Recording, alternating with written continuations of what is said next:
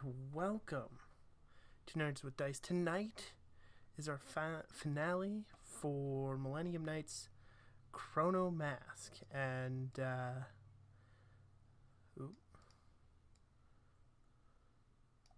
was fixing cameras. That's not the way to fix it. You're fine. Sorry about that. Our guests will be joining us at break tonight, and before that, just have a few channel things to go through. Of course, first one being that we have a sponsor. You can check them out over at Grinding Coffee Company, and you can take the coupon code Nerds with Dice for there, or just follow the link and get 10% off over there in their great shop. We also have merch, so you can check that out through the link in the chat, or you can find that link over in the bio. And the other big thing is Tuesday at 8 p.m. EST, we'll be previewing Backroads. It is the supplement for Backwater, a game of Southern Gothic horror, taking players a little farther into what was formerly the United States and focusing mostly around St. Louis. That'll be at Tuesday at 8 p.m. EST, and Backroads is on Kickstarter right now, and you can check that out through the link in chat. All right. At the end of part one of this finale, they saved Finn and ran in through a portal, presumably to fight Cybrax.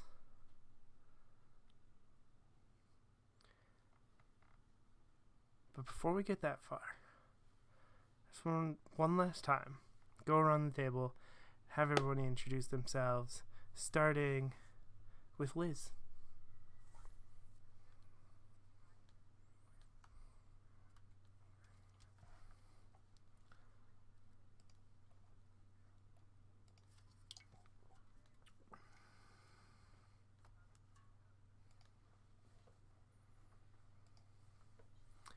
And Isla.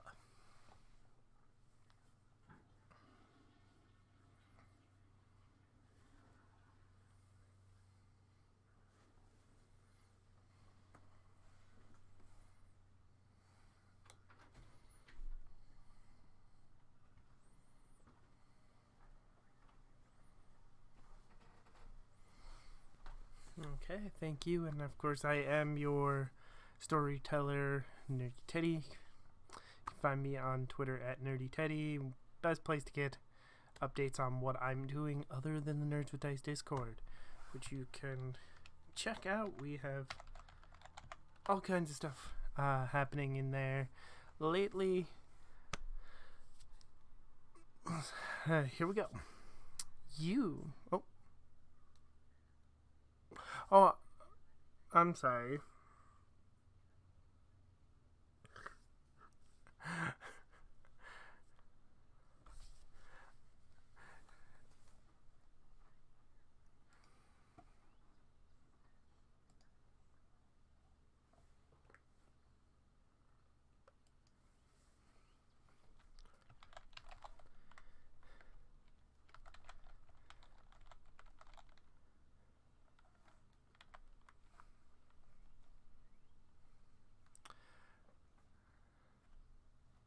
Okay, yes, I'm sorry about that. For some reason, I thought I already had everybody. That is my bad. Alright. You walk through this portal on to a desolate planet. Sort of a desert landscape in front of you. In the distance, you see a large structure, large building, That is the only thing you see. There are no more time mites left here.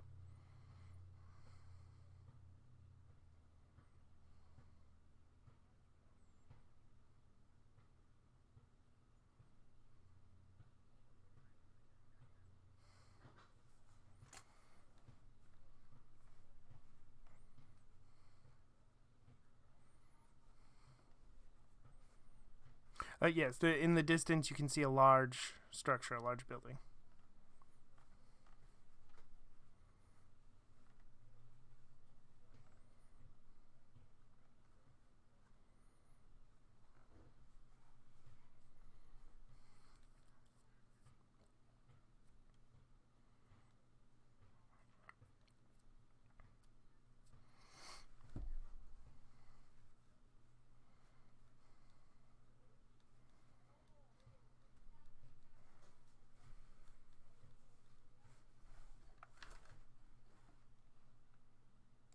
Hold on, let me...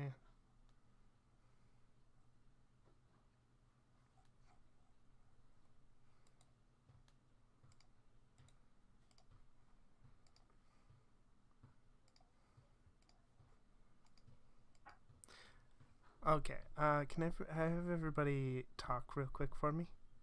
Hello. Hello, testing.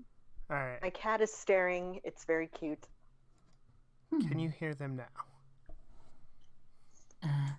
Oh.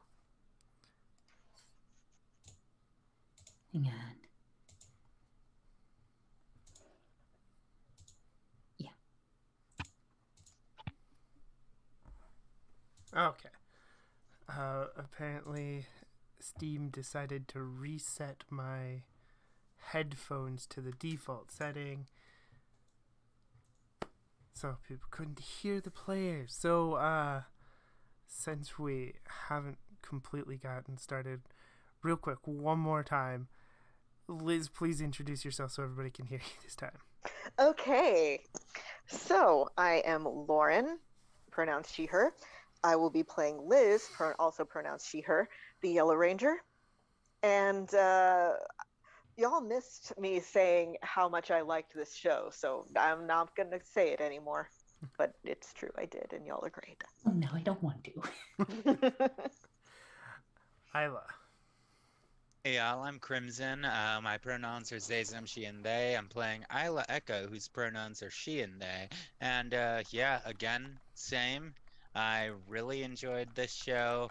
And like, yeah, it's just been pretty good. I liked it. Y'all are great. Alright, and Princess Reckham. Yeah, hi, I'm Bear/Iris. My pronouns are somewhat tentatively she and they. My character's pronouns are she and her.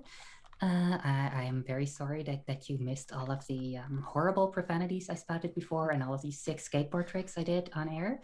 That is a tragedy. It will never be recorded.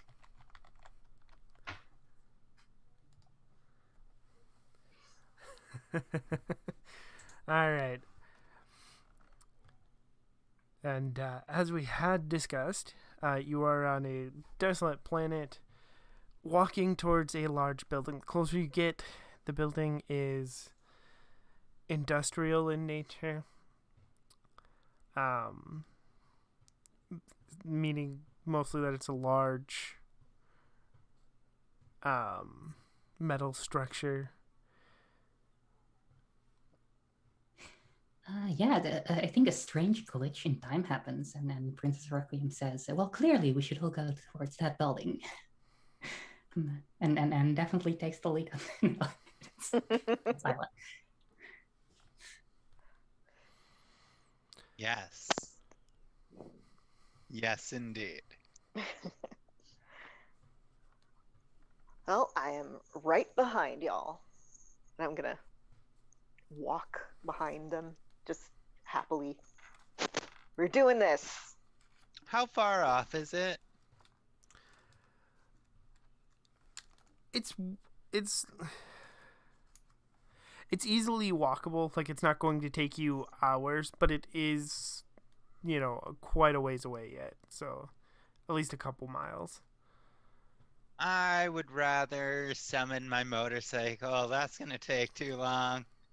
Okay, that's fair. Yeah, I have, a companion slash mount that is, not reliant on wheels. So that sounds like a good time right now. I'm pretty sure we all have like hover things. Well, I'm pretty sure the motorcycles are all dirt bikes anyway, They because always they're are sleeker and have a better design. in every show. They're always described as motorcycles, and they're just dirt bikes. But Yep. it's my dad is a huge motorcycle person, so I grew up with that sort of being a pet peeve in every movie where they're like, "It's a biker gang," and then it's just like a few kids on dirt bikes. Yep. Yep. Real. Anyways, does Liz also summon her bike? Oh yeah, no, I'm not walking. I'm riding. It's hot out here. This is a desert. We don't know that. It might Plus, be nice. we'll get that really cool dust effect behind us while we go from our wheels kicking up the dirt. It's gonna be real cool looking. Hopefully. Okay. And it means that they get a couple really cool shots of everybody speeding through the sand on their bikes. And as you get closer, the sand starts to whip up around you. First, it doesn't seem like much, and soon your view of the building is obstructed. Well, what should we do now? Just can I tell whether this is? Wait, no. Let me.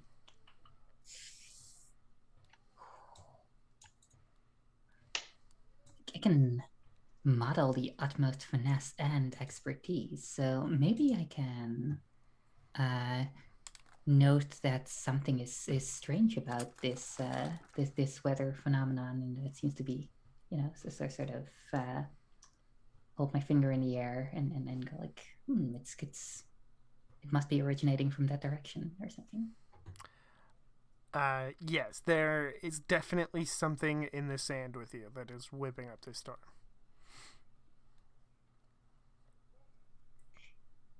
All right.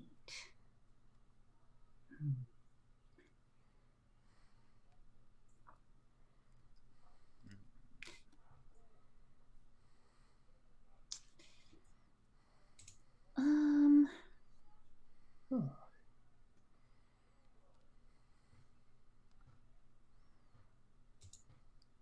Question. I can't recall. Were we suited up from last episode still?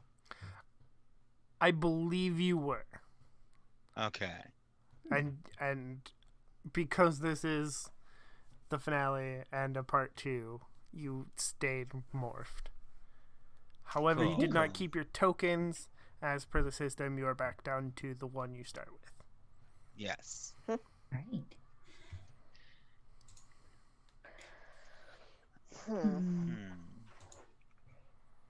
I would like to use that token and use a heavy turn to ask, okay, y'all, what is a creative solution to work this out?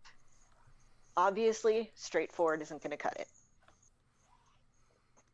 I mean, we can totally try to go straight forward.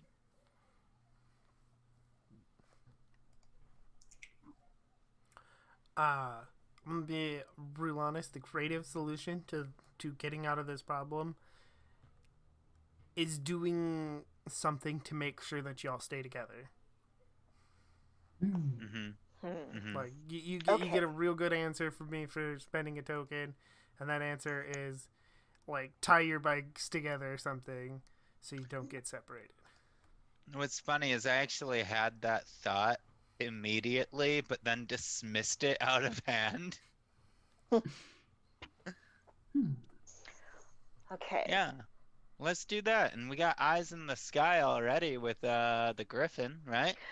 Yeah. Okay. How about we use Princess and the Griffin as our pivot, as our like hinge there, and you and me both throw something up, and we're all connected. Or, instead of trying to throw a rope through a windstorm, we can have PR land and take the ropes. I mean, technically. Yeah, all right, let's do that. All right. So, well, yeah, we can presumably do that. I tie a rope around my waist.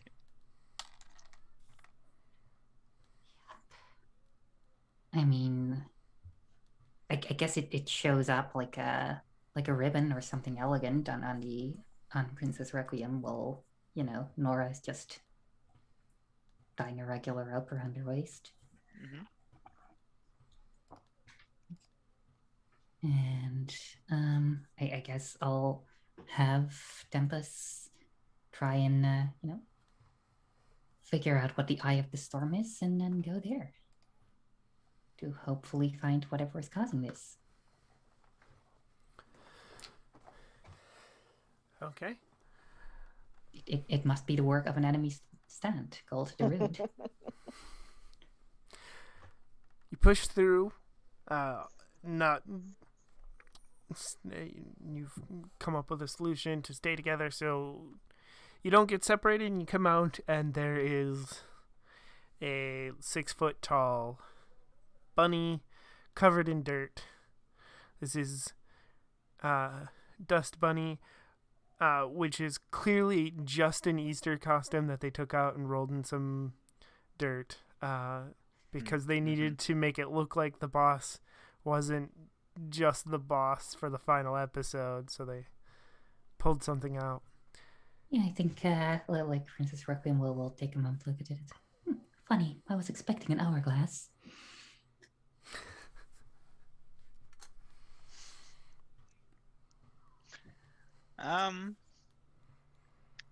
Yeah, in that case, I am going to go ahead and take action, leaving myself vulnerable by riding the dirt bike straight up to the bunny and trying to crash into it. Okay. That's exactly what happens, and I think when you leave yourself vulnerable by crashing into it, that you and your bike are separated. You hit the ground pretty hard, but your bike hits the bunny. He's not defeated, but he's also not super strong, so he's pretty banged up already. Hey, if you're all right with this, Liz, I would like to give you the spotlight in a way by basically saying take this momentum and just grabbing the rope and well, Just whipping me at in him. a circular motion, applying aggressive Liz to the bunny or in the direction of the bunny, and you can take it from there. Okay. I would like to. Okay. Is it really agile fighting technique if I just kind of rocket at them very fast with that momentum with like my fists out? Well, you do get given the gift of momentum by Princess Requiem, so Okay. can... Oh, I guess while I can do that while like doing a couple of flips and then shooting my arms out Superman style with my brass knuckles glowing on my hands. Yeah, that's agile fighting style. Why not? Several absolutely unnecessary flips, but still looks cool. Yeah. Dust Bunny goes down in a hail of sparks, and you find yourself before the grand door of this metal structure. Everything's metal, even the door. And I think for partly because I think it's always funny when they have this, it's the big door, and then there's little tiny doors where people actually go in and out. And you can see that there are a couple of time mites meant to be guarding one of those doors. I think that's like the architectural equivalent of a tuxedo t-shirt. I'm just wondering if this is like the proving gate from Hunter x Hunter.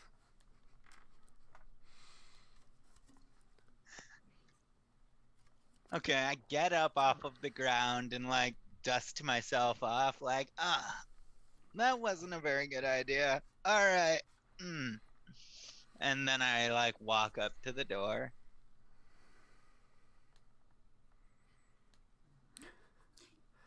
There are 2 time mites guarding that door. Do you do something to dispatch them, or do you just walk up?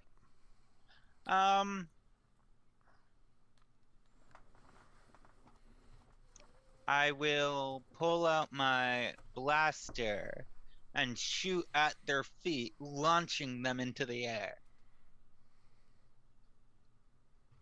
Okay.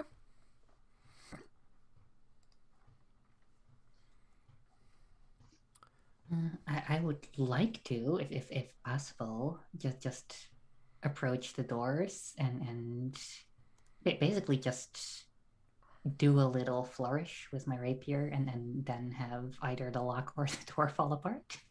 But I don't know if it's the kind of door that allows for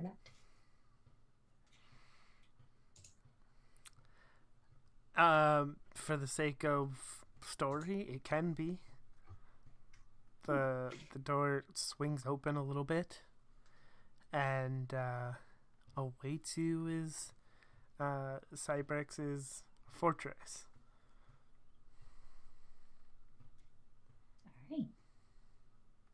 All right, how do you think we should tackle this?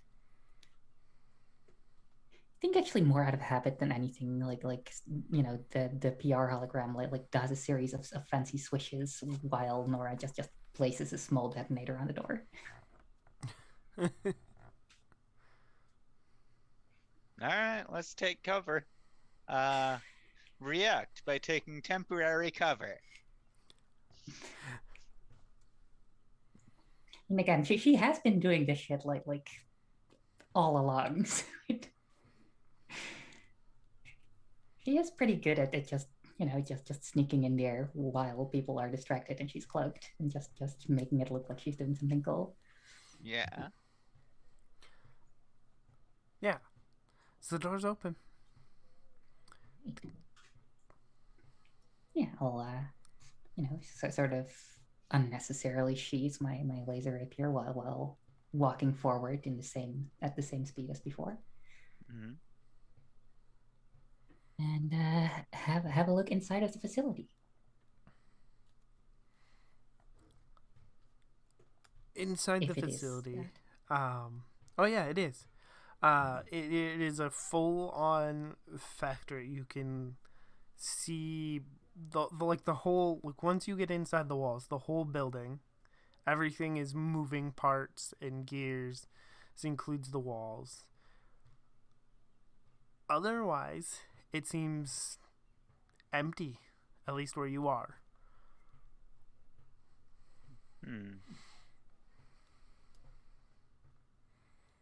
Should we check it room by room or head straight to the big one? Do these gears even do anything? I feel like jamming them, but that'll be too easy, right? I don't think it's a bad idea, but these gears are pretty large. I'm not sure that we have anything large and strong enough to jam them.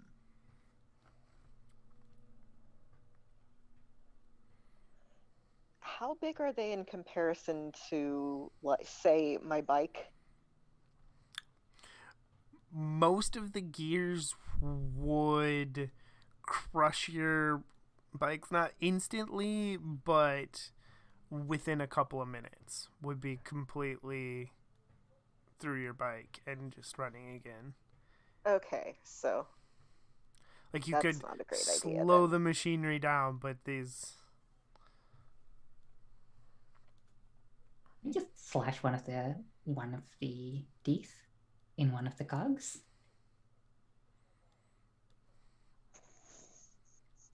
Do you call them teeth in English? Yeah, I think so. In any case, I know what you mean. Well, I guess what move are you using to do this, and what are you hoping to accomplish? That is a good question.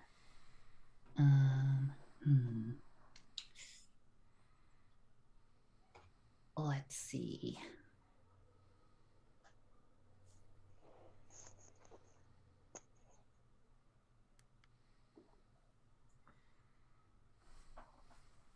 Yeah, the only thing I can think of is reveal a never before seen power, but that seems so overkill.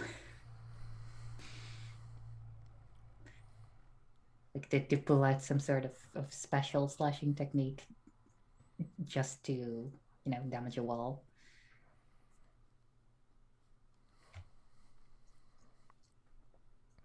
I would like to spend my token Okay. to add an element to my backstory. Okay.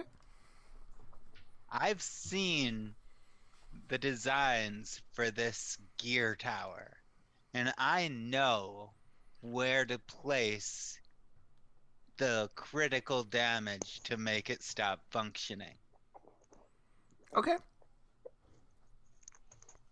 Yeah, there's every machine has parts that are like, oh yeah, like these are important, but they're only part of the process, and then they have the piece that is absolutely vital, and none of the other stuff matters at all if that breaks, and you know exactly where it is. Hey, if you want to min-max this, I could model the utmost finesse to find and destroy the piece you described, and then your next move will be free because I'm demonstrating what you've taught me. That's actually... I guess I can chip in by boosting y'all's morale. Well, I can't actually teach you the formidable skill, which is what would trigger demonstrating what I taught you, because I just spent my only heavy token on getting the information. When someone demonstrates what you have taught them. Yeah, but it says on your playbook. Ooh.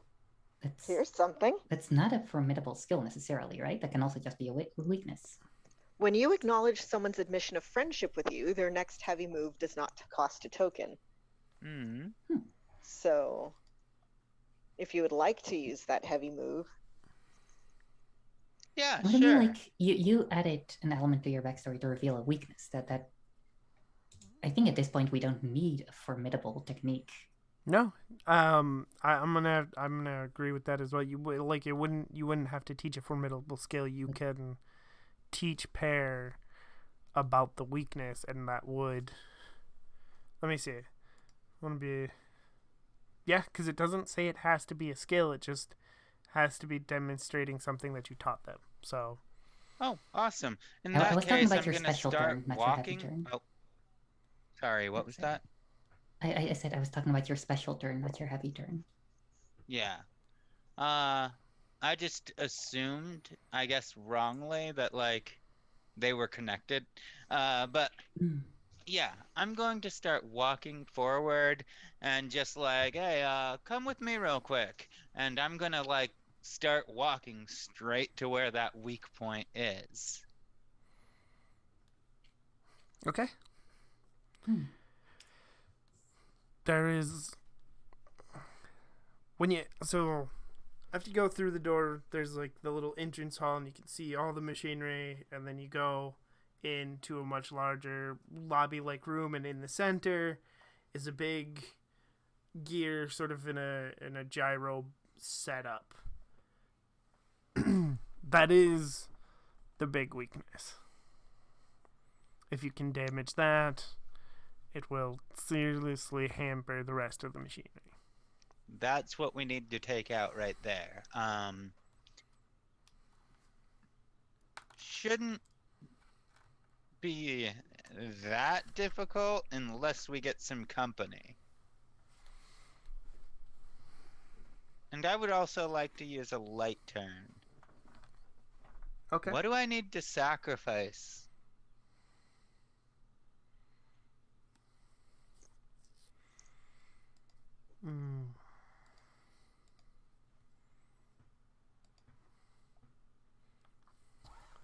What do you need to sacrifice? For what? I'm assuming to do damage to this gear. Yeah, to make it stop functioning. I think it would have to be. You would have to sacrifice your weapon. Is it So you said it's a gear in a special position? Is that like in one of the interlocking locations, or is it like, So when you walk into the lobby, this gear and this gyro setup is in the center of the lobby on the floor. You can hear and like feel the vibration of gears underneath you moving, and this is like a central hub. What? One of us are gonna have to stick our sword in that, and it's not gonna survive. But neither will the gears that are in motion. I pull out my saber and jam it in.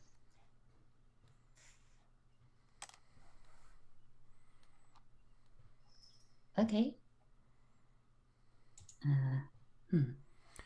Now, I guess, question, did you want Pear to do this so that you get your special move and then get a free heavy token, or a heavy move later? Then, of course, this is up to Pear as well. Yeah, let's do that if that's okay with them. If you want to sacrifice your weapon for this.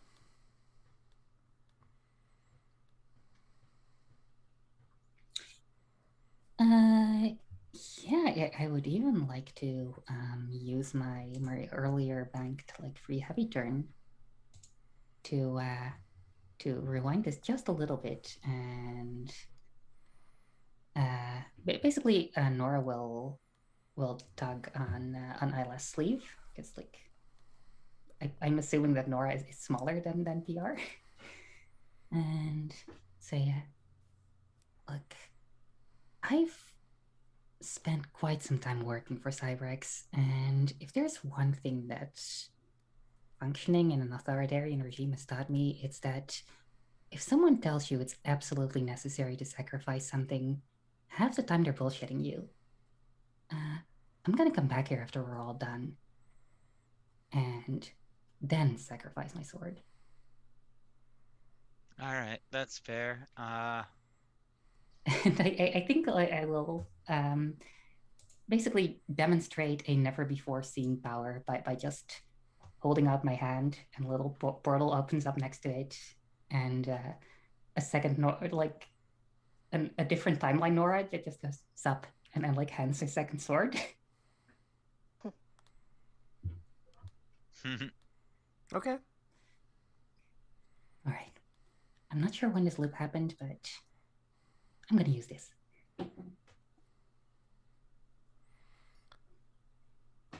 Cool. So you damage this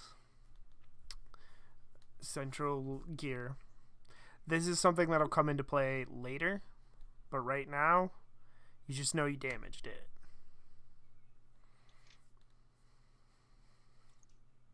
All right.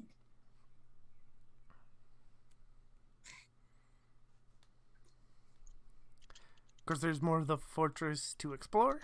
You can see staircases. You don't know where they lead to. And of course, the hall and lobby continues in front of you. You can see more doors down there that potentially lead to a throne room of some kind. Want to take the fight to them? Well, let's continue doing that.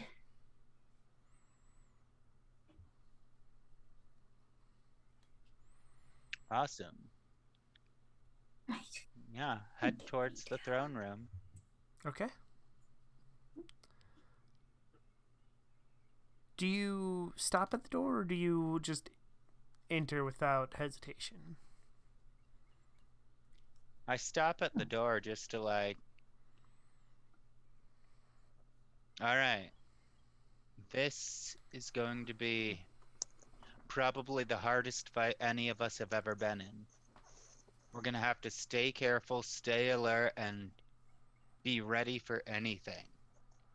And I would like that to be my regular turn. Cryptically warn allies. Okay. Hey. I would like to use a light turn to doubt myself when taking definitive action.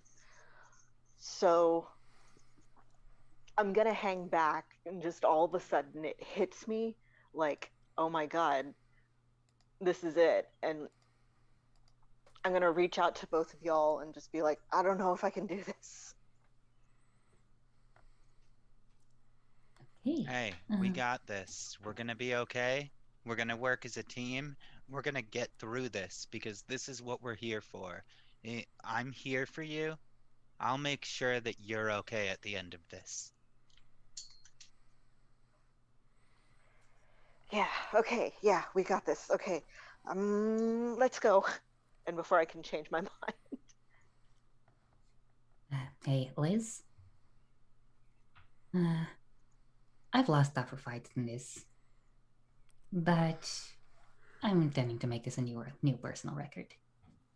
She'll, sort of cracks her knuckles and then sort of cloaks again and then summons Princess Requiem. Awesome. And now I open the door. Okay. When you walk in, this is indeed the throne room of Cybrex. Cybrex is the only one in there. There are a couple of...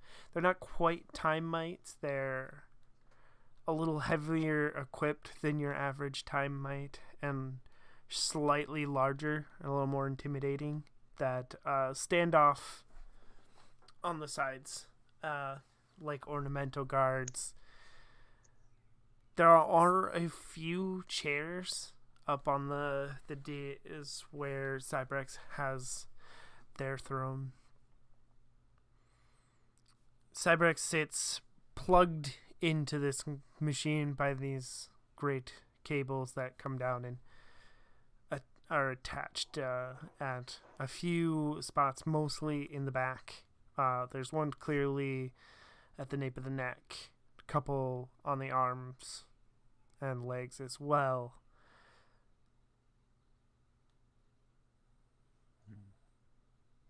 And when you enter, Cybrex says,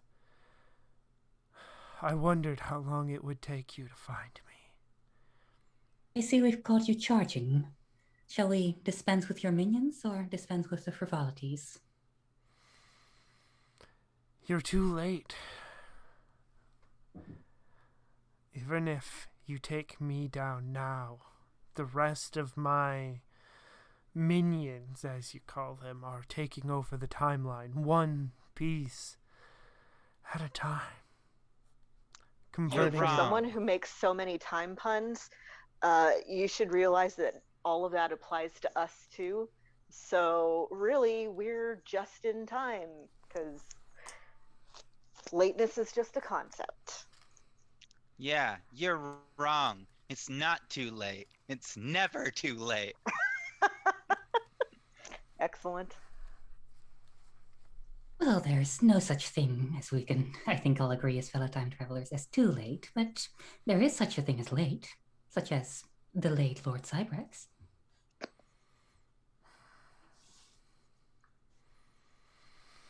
I think you should adopt that title. Don't worry, we'll give you a posthumous nickname. It shall be posthumous.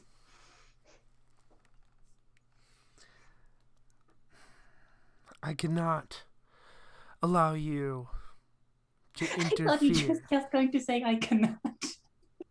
That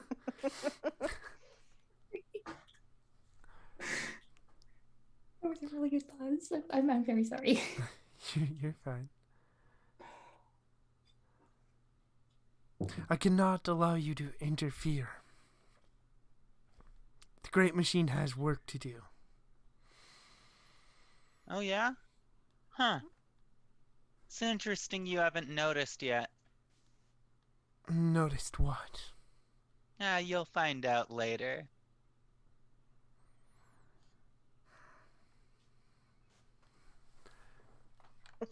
Cyrex slowly stands up, the cables each disconnecting with a hiss. They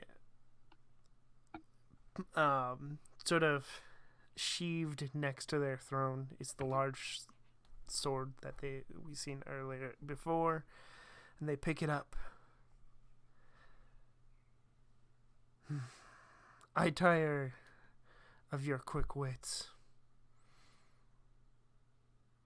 Shall we fight? I thought you'd never ask. And I think she hopefully just does that thing where she disappears and flash taps and appears in Cybrex's face.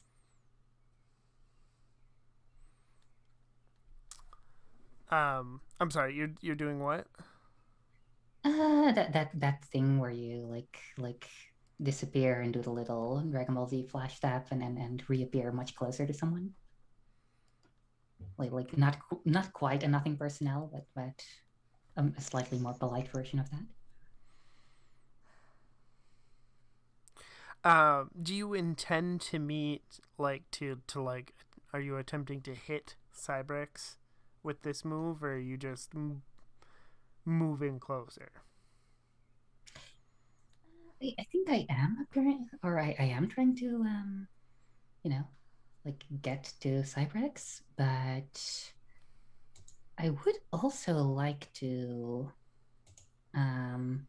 leave a clue to the other two, because I'm assuming that Cybrex is not going to be that straightforward to be taken out. So can I reveal a weakness of Cybrex's by doing this? Taking a happy turn. Yes. I'm assuming you're hoping to use future knowledge of some sort that allows you to do this. To know. Yeah, because we established earlier that Cybrex, I think, is like a collection of nanites like puppeting around whoever's in that armor.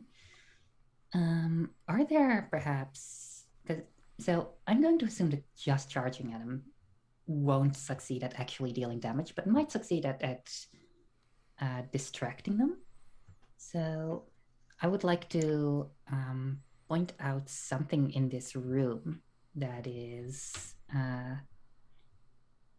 that is basically keeping him, or maybe amplifying his signal or something, or maybe even like keeping him bound to this point in time. Okay. Yeah, there's definitely I think just it's part of the design of the room. Almost looks like a chandelier hanging down from the room. This is definitely Cybrax's place of power, and there's something amplifying that power in this room, hanging down from the ceiling.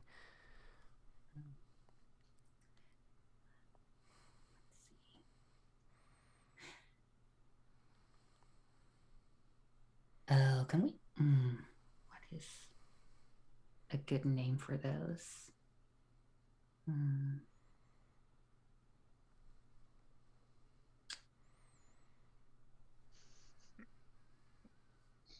I can't say that. Why, brain?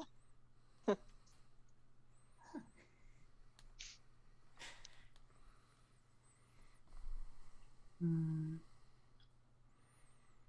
But yeah, I think like she you know, basically but points that out to the two of you while BR is running out ahead of her and is sort of has started fake fighting while waiting for her to for Nora to catch up and deliver the actual blows. Mm-hmm. And in that interim, she's like tugging at two of your sleeves and just pointing towards the big linchpin that is.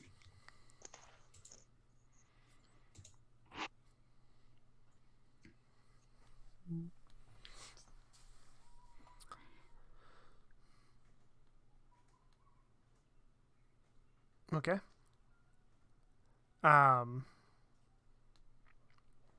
Because you've moved closer to Cybrax is going to engage.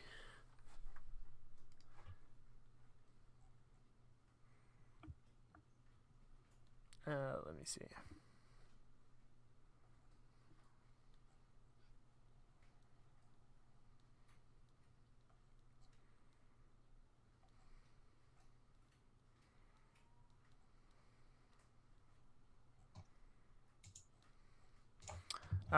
With sort of a reckless fighting style, using this heavy sword to swing at you, without really much regard for positioning or surroundings.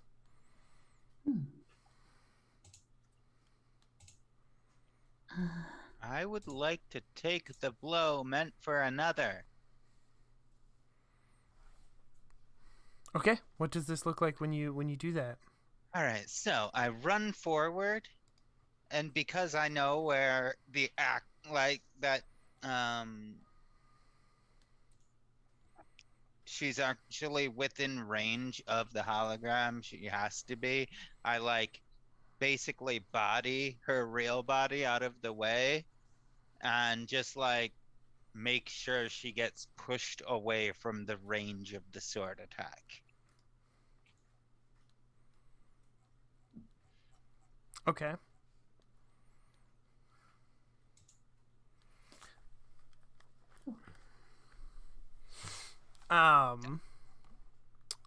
Okay, yeah. So you're going to, in doing this, you take the blow. These are powerful attacks, which means you get flung back and you slam into the wall. Mm-hmm. And that was a light turn.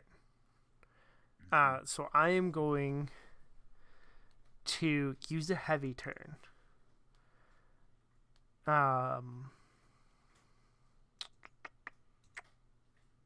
Which is going to be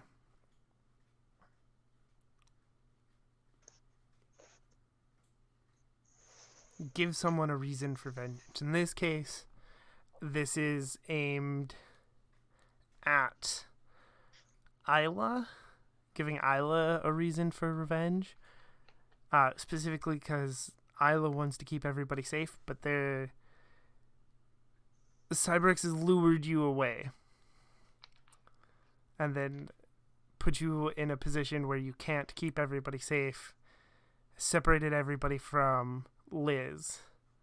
Cyberx turns and throws the sword like in a smooth arc, like hits you and comes around and throws the sword at Liz. Okay.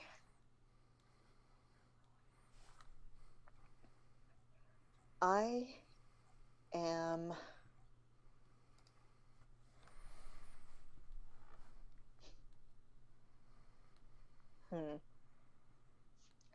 I would like to reveal a hidden talent or passion.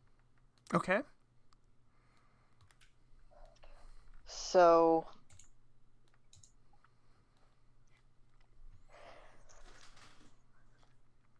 So deep down, Liz is also a comic book nerd, specifically of Wonder Woman. And just, and spent a lot of time playing Wonder Woman as a kid and all this. And just all of a sudden sees the sword coming towards her. And without thinking, uses the knuckle dusters like she would use Wonder Woman's bracelets to act as a shield. So she's going to do like a kind of a crossed arms in front of you motion and duck down and push up as the sword comes over, and use its momentum and her own momentum to knock it out of the way. Okay. Yeah. It's going to send her sliding forward. Yes, definitely. Like, especially because this is a regular turn that you're using, you're not able to avoid taking all the damage, but you avoid taking the full blow and redirect most of it. But you definitely slide back, and you feel a lot of that power that was in that throw. Yeah, I imagine that. First of all, it's going to jar her shoulders and everything. Oh yeah, definitely. And, yeah, but also I figured that maybe in waiting for the perfect moment to get that, maybe that could have like sliced like a shoulder or a cheek or something like that.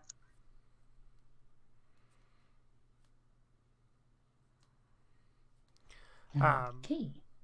And in counter to that regular turn, Cybrax is going to also use a regular turn and calls back their sword. In this case, it turns into a cloud of nanites and then reforms in their hand. I underestimated you. I push myself back up to my feet. Avoid those hits. They're really powerful.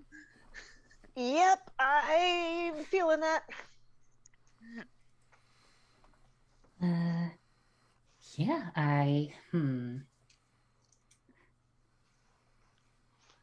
Oh. And you know what? I'm gonna charge forward and just display my super ordinary fighting technique. I'm gonna try approach while weaving in between the strikes, just like doing acrobatic stuff to making sure that I'm not getting hit, and then like throwing out like boxing techniques, just like roundhouse. After the first few attempts, Cybrax starts to realize that you're trying to outmaneuver them, so they just start using instead of trying to like hit you with their sword, they pull it up and they brace it with one arm, and they just use it as a shield in front of them to start blocking the attacks. Mm-hmm.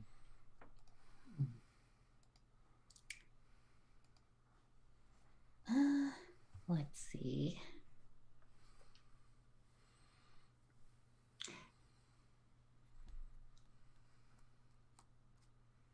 Can I?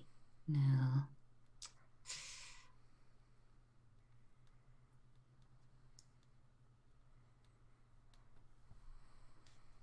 I guess let a side mission take precedent by just deactivating all of the time knights around here, so Cybrax can't call for reinforcements. Okay. Is that is a light turn, correct? That is a light move. Okay. And I'm also like, I want to distract Cybrax, but you're both already going for the side objective. So. Okay. Yeah. I mean that is a good plan, and I'll just do something semi-productive in the meantime. while I wait for the two of you to realize you can't really take him head on.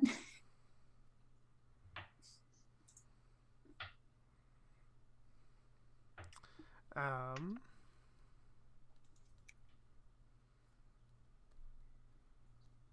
I get a heavy turn. I'm gonna use Cybrex's a custom heavy turn. Cybrex is going to amplify their own power in a way, and you can see like lines of power start to course through their sword. Oh.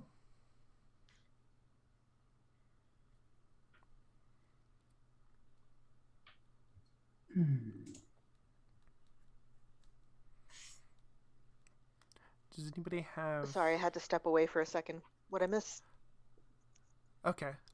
So PR went around and used a light turn to go around and deactivate the time mites that are in here so that they can't call for reinforcements.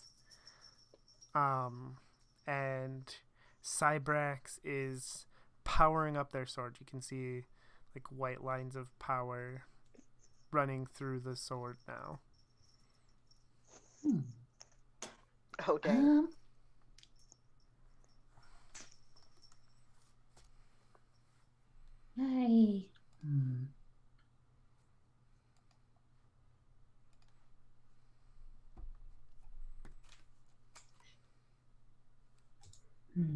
Can I? How high is the ceiling compared to Cybrax? I mean, the ceiling's probably a good 30 feet high. Cybrex is only human height mostly, so just over 6 feet tall in the suit. Okay.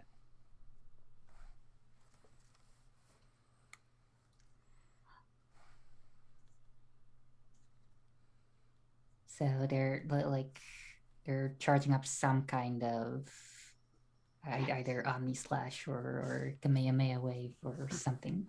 Okay, I would like to address an immediate problem with a level head. Okay.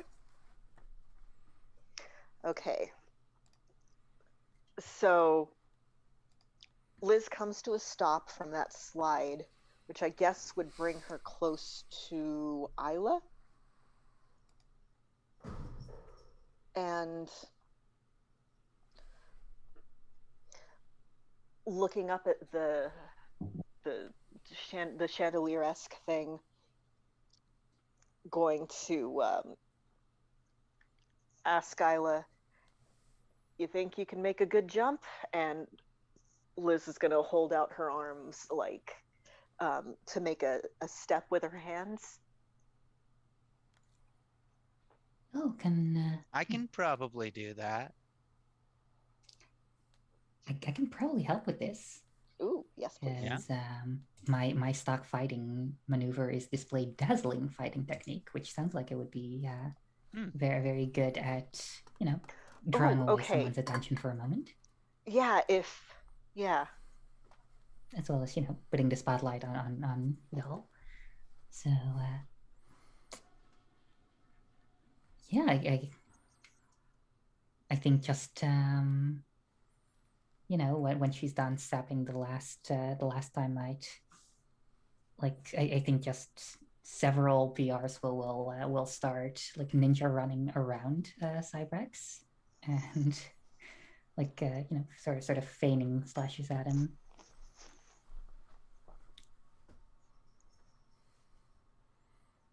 Well, at one point Nora just reaches there and just stabs him in the ankle or something. Okay.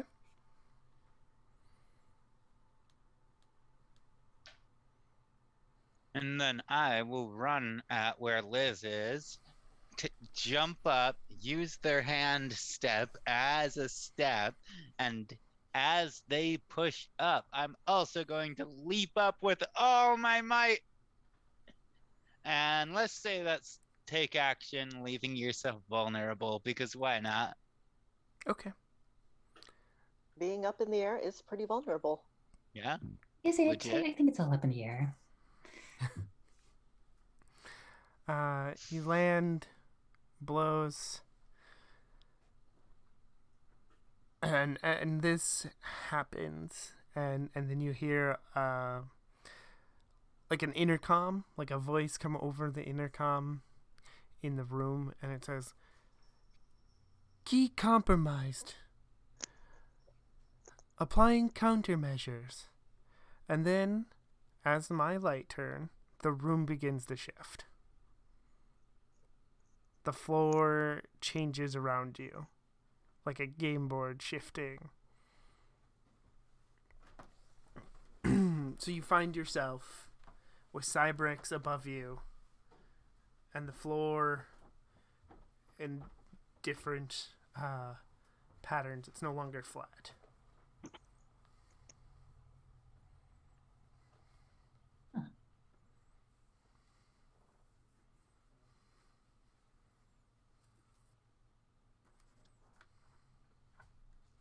Hmm.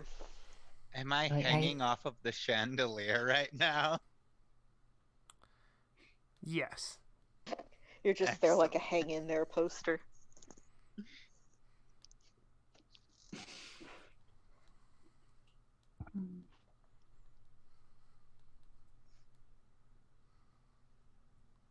Hmm. So I've tried to come up with a name for these weak point things. The only things I can come up with are Doomsday Anchor and Damocles Key.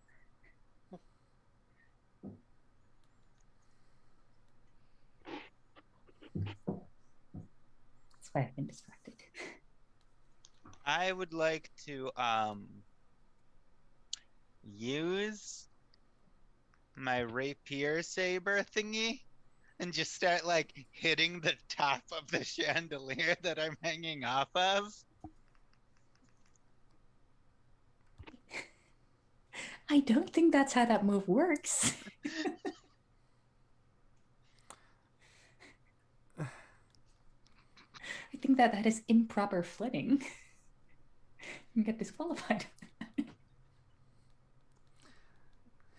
Hey, don't judge me. Okay.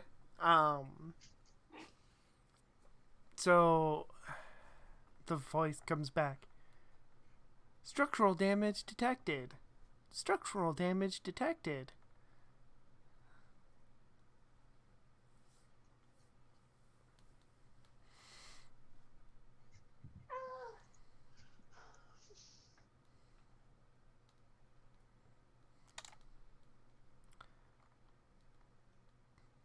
Yeah, I think while during the distraction phase, the Princess Requiem construct asks like, "What's the matter?" And then and Nora says, "Not feeling so inevitable."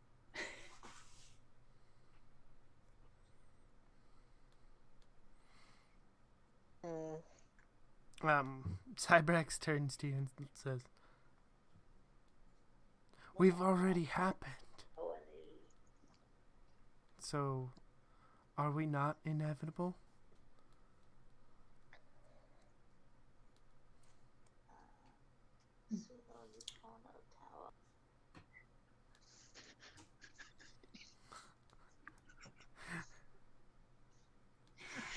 Okay, I would.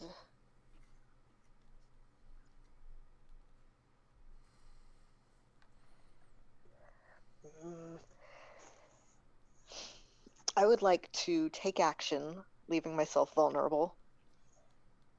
Okay. As the floor starts to move, I'm going to use that chance to.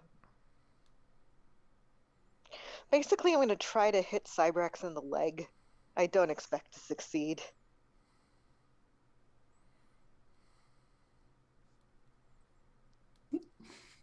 I think even if he wins, like if Cybrex comes home, his ankles are going to be completely worn up. I would like to yell down to Cybrax, even if you're inevitable, so is your defeat!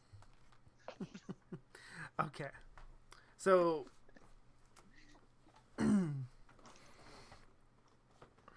I think, Liz, you don't land like a super good blow, but you do hit Cybrex in the leg. But it leaves you in sort of an awkward position where you either have to grab onto the ledge to try to like get yourself onto stable footing, or you fall. Can I grab onto Cybrax's leg? Yes. Okay. Though that might not be the best idea, because Cybrax is then going to try to like kick you off. That's okay. I'm being a distraction. Okay. Well, then that is what Cybrax does. Cybrax attempts to kick you and cause you to fall from the platform. But Cybrax is sufficiently distracted. All right. In that case, I am going to take action by climbing in between the ceiling and the chandelier thingy, standing up and just like pushing as hard as I can against the ceiling. Okay. Yeah, you hear it like cracking. You can like see like a couple of bolts already starting to give because you're applying far more pressure than they're meant to hold. I have a short, maybe not quite in fiction question. Is any of the like potential future stuff you had seeded for last episode related to finding some kind of weakness for Cybrex?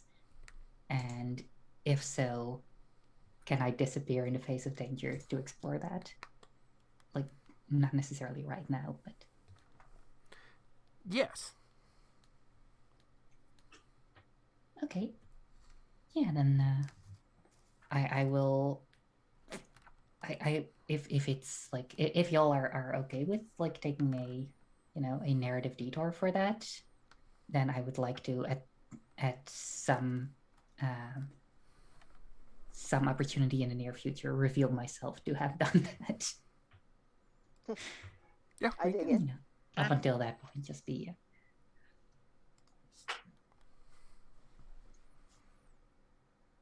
You mean we get a flashback scene in the finale?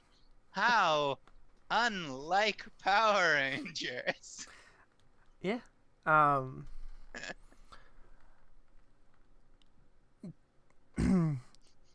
I think we can explore that now. I think this is a good time narratively to explore that. I know it's a little bit clunky to ask for it like that, but I also didn't want to spring that on anyone. Be like, aha, and now I get a moment in the spotlight. I think it's fine. I think it works Hmm. well enough.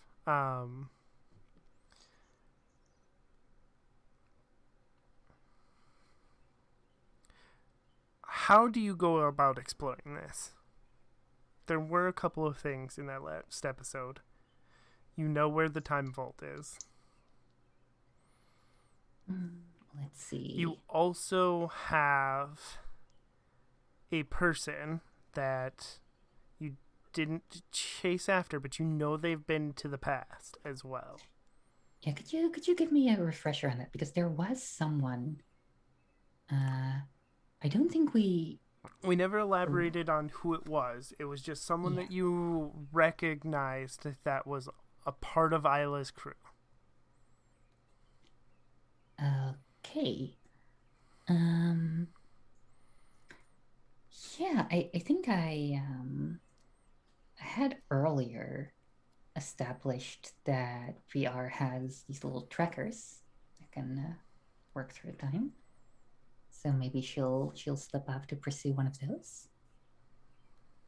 And be like, hey, let's see who that person was, because there might be other linchpins. Okay. And I wouldn't want to. So she's like, all right, this like I think we have this one, or you two have this one. I'm just gonna leave, so some pre-programmed like VR routines here projected in a on a hologram that Tempest is carrying, and I'm gonna just quietly exit stage left. All right, I know I'm not an actor. Okay. So, this is part of your story. So, I want to ask you about people who were on your team before. Yeah. I think the only one I have a name for is the actual Gold Ranger, who's called Aura Seltzer, and who's Nora's sister. Okay. Let's see. Other than that, I think it's they can just have Crystal or Element names. Okay.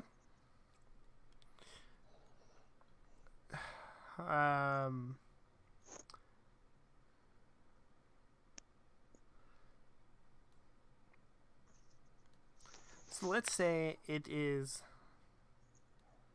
Emerald, and their name is Emerald. They're the Green Knight from your time.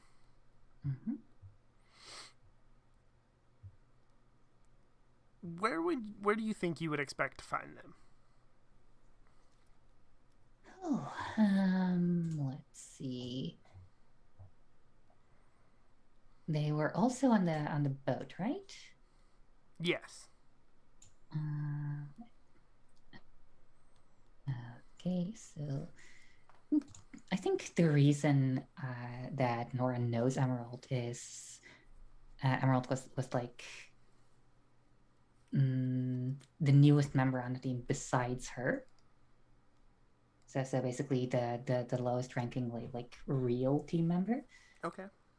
So they bonded over that every now and then. So I think probably Emerald spent a lot of time in whatever we had for a dojo. Okay. Just trying to catch up to the other teammates. That is probably their signature location. Okay. So you find them there, training by themselves because it's conveniently for the narrative. So they're training by themselves in the dojo. How do you wish to approach Emerald?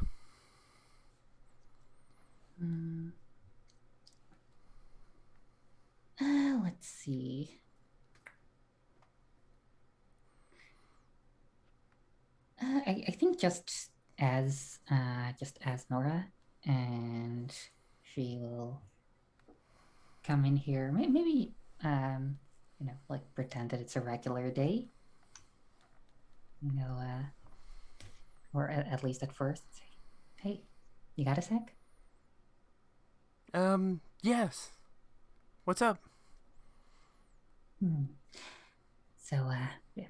Do we have some kind of keyword, for when you're dealing with time shenanigans? I asked that in character. I'm not sure. What do you mean, time shenanigans? Don't play coy. I saw you on a ship. Damn it, I thought that was you. Nobody was supposed to know I was there. Sorry? Nobody was supposed to know I was there. Well, nobody was supposed to know I was there either, so, we have mutual leverage. Look, I was just looking for another way to stop Cybrex. I know that it was Aurora, correct? That was the Gold Ranger? Yeah, or Aurora works. I know that Aurora has their own grand plan, and that she doesn't want to hear that we might not be able to defeat Cybrex like that, but I would prefer to have a contingency plan. No, that makes a lot of sense. I know she's... Look, we all know that Aurora is the best of us, but I'm gonna be honest, us is still false.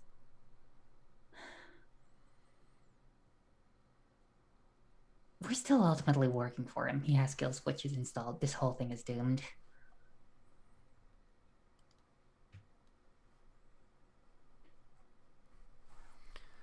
But I think you were right, and, well, I will eventually have realized that contingencies are where it's at.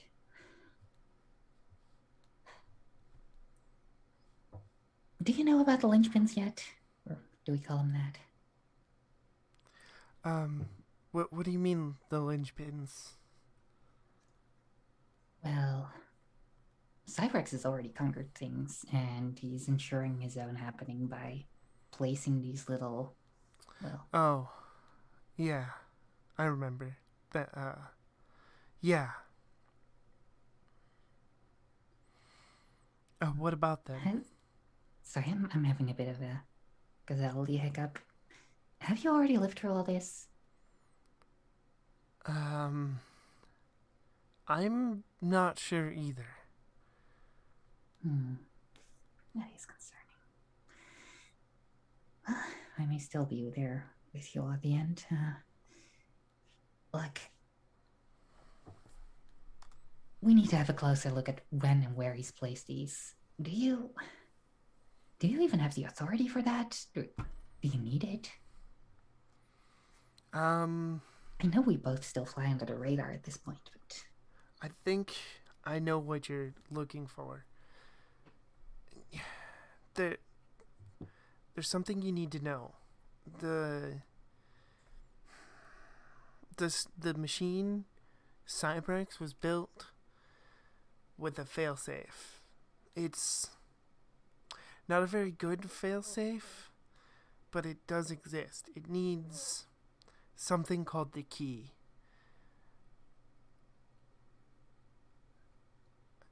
Wait, is that a failsafe for Cyrex or against him? Both. To operate, Cybrex has to be in control of the failsafe, or it loses a lot of its main functions. That there's other things it can do, but you need to know it's... Have you met the Guardian? The power source in the Guardian? You mean like the Rainbow Knight? He's He met one as a of wizard, but I don't think he called himself the Guardian. It's a dragon. It guards a tree. It's right. Yeah, no, Nidhogg, he Okay. helped me. I'm sorry, I just called him Nidhogg in the back of my head. It's an old thing. It's more prevalent in the 19th century. 21st? I always forget how you name centuries. If it starts with 20, it's the 21st, right? Yes. Okay. The thing is to stop Cybrex, the dragon is part of the key, but also part of the failsafe. It needs to power the key, and it needs a piece of the source, if not the whole source, to do that. The dragon is a part of Cyrex? Cyrex? Not all of it. Someone 'Cause- hid all the hidden. Someone smartly hid all the pieces around time a long time ago. But if you find all the pieces, the last one is going to be a part of the key.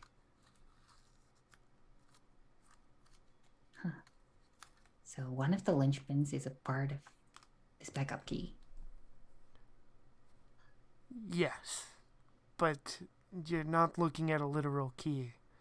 It's going to be something you don't expect to be the key. How does Needhog figure into all this? Who? Or the Guardian? He's supposed to ensure the safety of mostly of the vault and basically all of Ranger history. The power source, without it, I'm sorry, I said Ranger. Knights.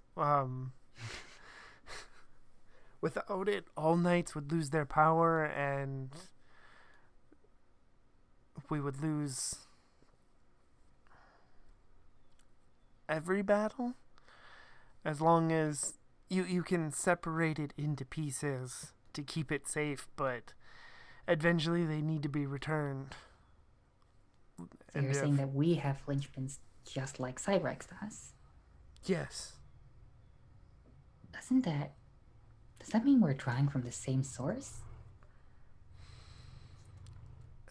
Cyrex has its own power sources for itself, but for the key, for the failsafe that allows it to convert worlds, yes. I'm gonna have to have a talk with the Guardian, aren't I? Maybe.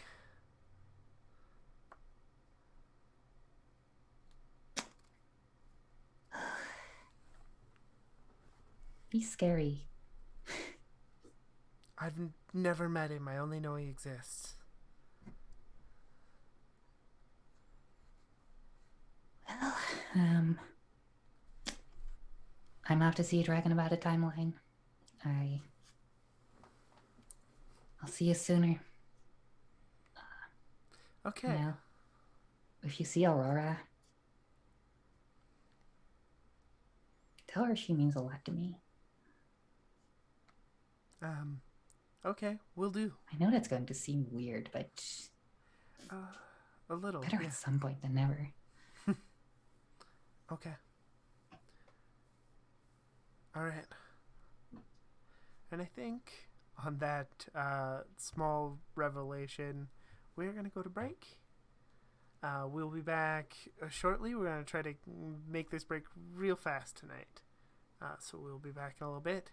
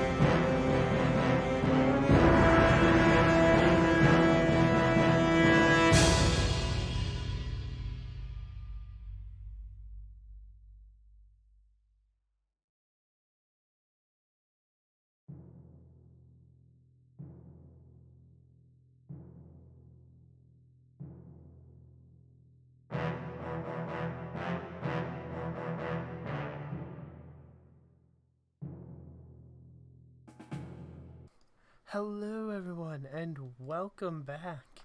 And notice we got a couple of guests with us, and we're going to jump into introducing them real quick by moving our story and narrative to a different future. Why? So, at the very, very, very end of the last episode, we seen the Chromatic Knight walk up to a house and knock on the door. Now, in that version, the camera was facing the Chromatic Knight as they talked. So for Cassie and Riley, this is what you hear. Someone knocking on your door. Starting with Cassie, introduce yourself. Tell us what Cassie looks like now. Well, I think, let's see. So Cassie, last time we saw Cassie, she was in like her like early to mid 20s, something like that. So I think now she's probably like late 20s, maybe early 30s. And she looks like your like cool gay punk on. Like her style has only refined with age, but she is still a hot mess. It me. But yeah, I think at the knock at the door, she looks up from petting her cat.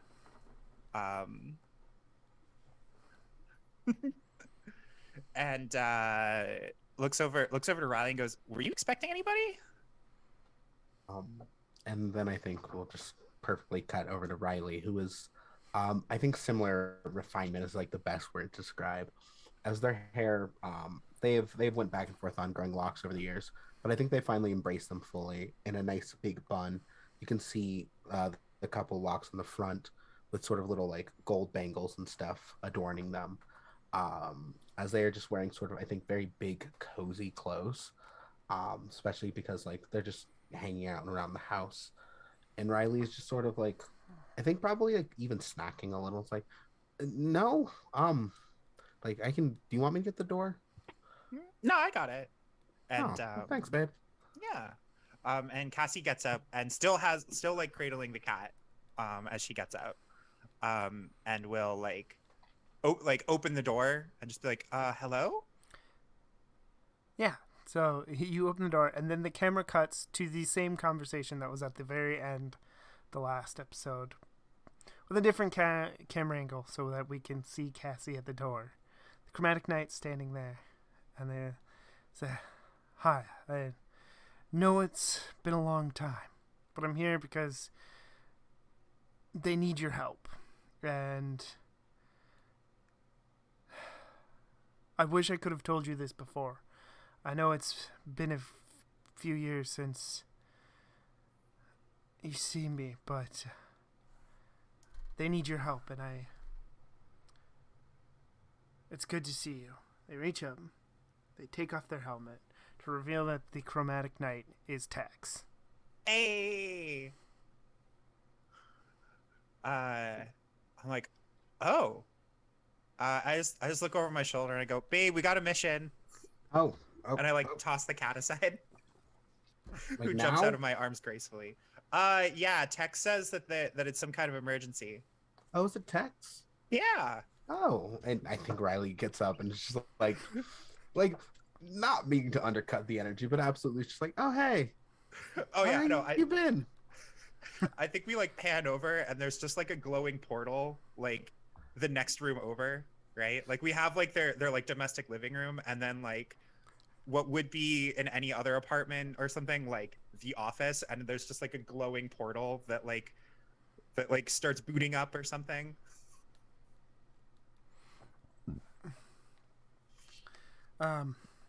Is it okay if I recalibrate this? Oh yeah. I Yeah, can you're fine. lock onto the signal of some of the Millennium Knights and take us right to them. Yeah, ours is for like space, and you guys are kind of time now, right? Yes, that's more what they're dealing with, but I'm sort of everything. It is a long story, and hopefully I'll be able to explain it afterwards. But first, we have to save the universe, the timeline, and all of its dimensions. Yeah, no pressure. Yeah. That's Wednesdays, am I right? Yeah, right? I'm sorry. I just have to jump in and say I love the idea of Tex taking off the helmet because of the way that the Power Rangers suits work, and it like makes you fit into a smaller body. So when they take their helmet off, their head is like as big as their body. I also Yeah, that imagine does. Tex is wearing a cowboy hat. Is, Just under is that. Tex the Also kind wearing of a dinosaur that cowboy has like one hat. of those large frills that he can like sort of shake loose? Is he... Love Tex so much. I'm glad to see him. All right. The portal's ready. We can step through. Is this the sort of thing that like we should already be in a suit or? Oh, yes, that's probably a good idea. All right. Yeah. So Cassie like takes out her. I don't remember what it was the last time I was here. I don't remember what her like new fancy gold object was. But I think at this point, she's got like a pair of rings, that glow. And from there, like the like wyvern, or no, it was a griffin. It was a griffin. The griffin, like, she has like her running overlay, and she's all kitted out in fancy pseudo draconic gold. Yeah, I think very similar. I was also thinking of Ring, honestly, as like the new morpher. And yeah, Riley does the very apropos, like sort of almost drawing the suit on in like mystical symbols and runes around it, as it just sort of envelops them in a very like silver light. Like, of course, little hints of yellow throughout.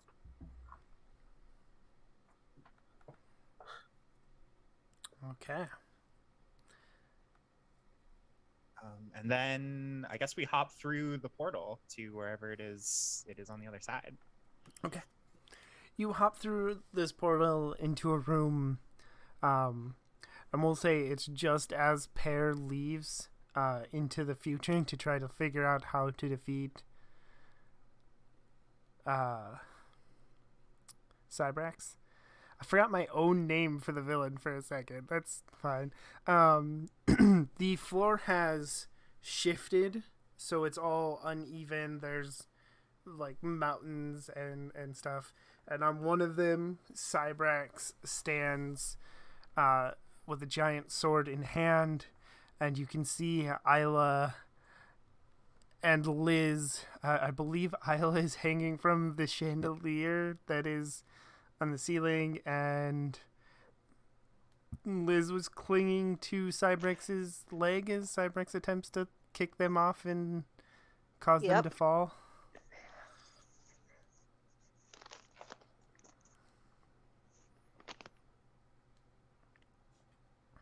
I'm just picturing them walking in, and it's that gif of Troy from Community walking in with the pizza. Yeah. Fantastic. I think PR is still pretending to be there, but you know. Oh yes, yeah. Text. I thought they would be in a little bit better placement when we showed up, but we'll be fine. We can do this. Yeah, it's fine. Nothing that we haven't already like. And are there like mooks or something around here that, or is it just like the square off with the big bad? It's just the square off with the big bad. Okay. Yeah. So I'm like, yeah, like we don't even have to deal with like lieutenants or generals or This is just or one like, guy. yeah, like this is nothing.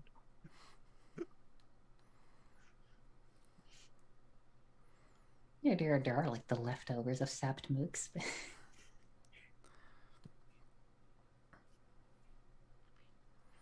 All I right. think Yeah, go ahead. as they're walking in, I'm getting impatient trying to push the chandelier thingy off of the ceiling. So I start like, I keep my hands up to brace myself, but I start like jumping up and down on it.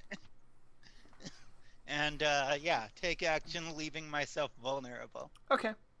Yeah. Um, I think finally it wrenches free from the ceiling, and comes crashing down, not onto Cybrex, but with you on it. So, that is your vulnerable position, and the intercom voice: signal interrupted, power depleted. Looking for alternate options.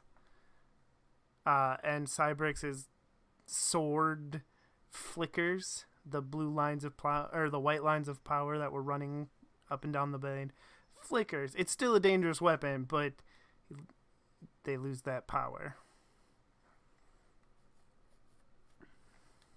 Smart sword.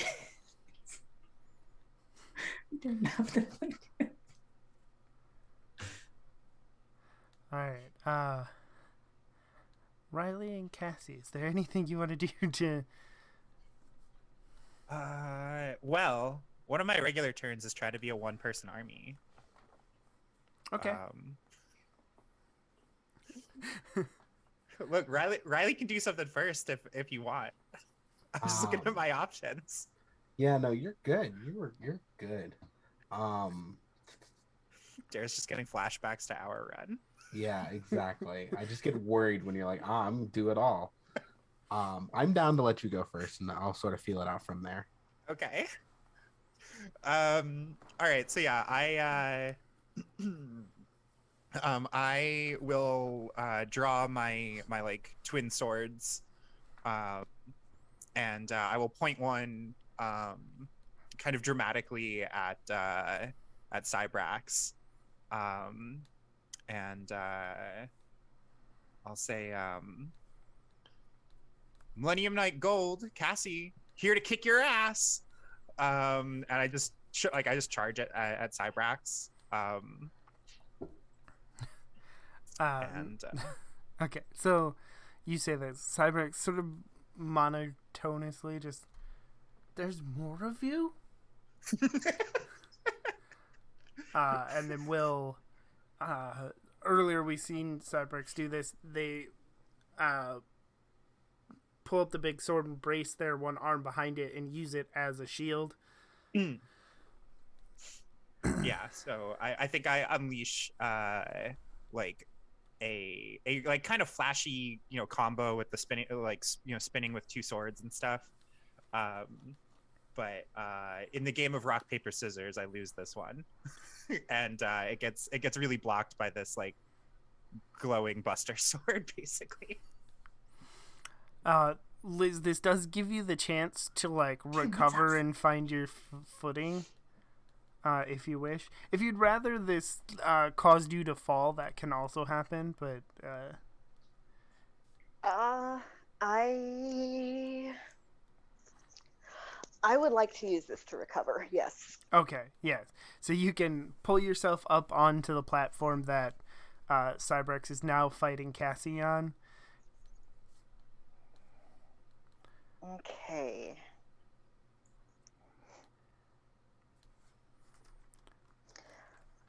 Would it count as overcommitting myself to another cause to go help out? No, right? No, because that is the current cause. Still same cause. Yeah. Okay. In that case, I will. Okay, wait. It's Cybrex and Cassie, right? Yes. Yes. Okay, thought so.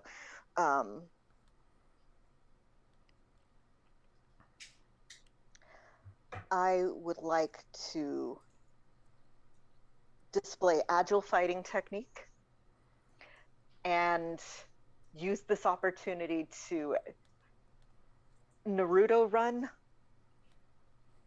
to behind Cybrex. I'm glad that the anime vacuum I left behind is being filled. Yes, I'm proud of you. And I'm going to sweep the leg and try and knock Cybrex off balance. Oh yeah, with Cassie attacking at the front, that is pretty easy to do. Cybrex doesn't go all the way down, but you definitely cause Cybrex to stumble, making it harder for them to use their sword as a shield. Riley, is there anything you want to do?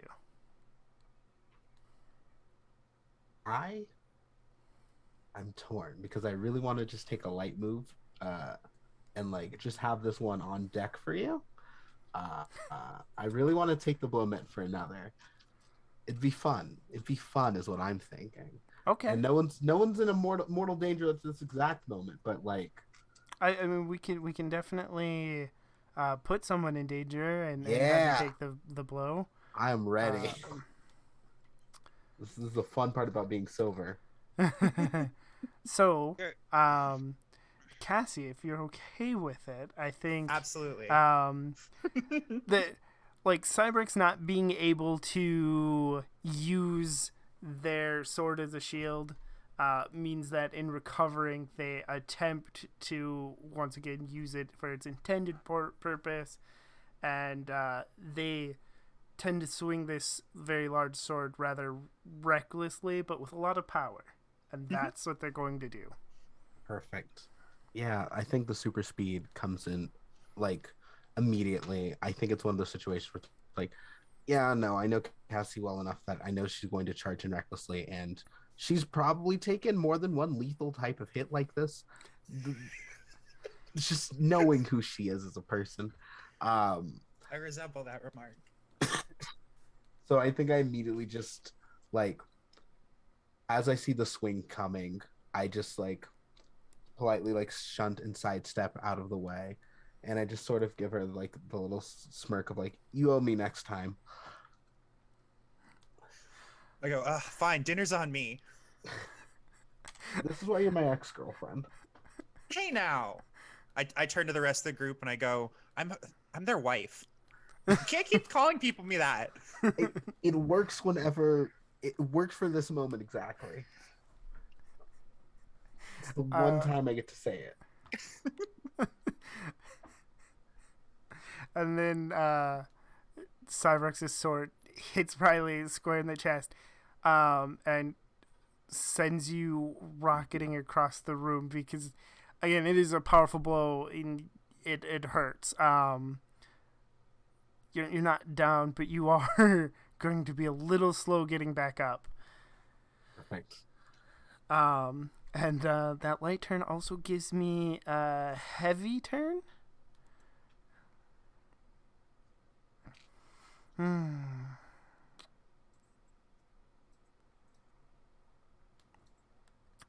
just looking at the heavy turn list and seeing if any of those ones are ones that I want to use.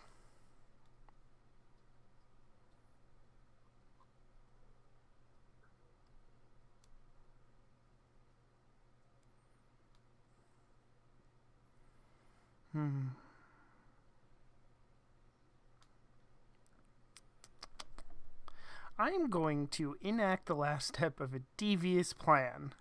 It started several episodes ago. Cybrex is going to jump off of this platform down to Isla. When Cybrex lands there, their helmet is no longer covering their face. Few episodes ago, it was several episodes ago, you attempted to save somebody from Cybrex, specifically from Morgan, who was at the time seemingly working for Cybrex. You're staring at the face of, I believe the character's name was Mara. Mm-hmm.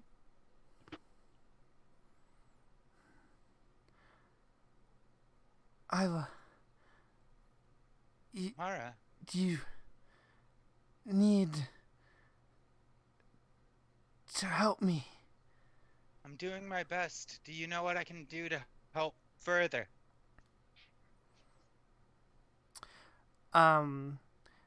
After crashing to the floor, is Isla still on the ground or are you standing? I'll give you the I choice. imagine that I like pushed myself back up to one knee and I'm clutching my shoulder for some reason. Okay.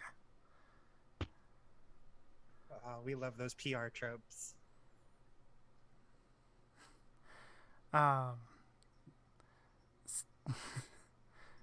Cybrex steps forward. I know how you can help me. And grabs you, lifting you into the air. You can give me your power. The helmet comes back over, and the hand starts to reach for your morpher. Ooh.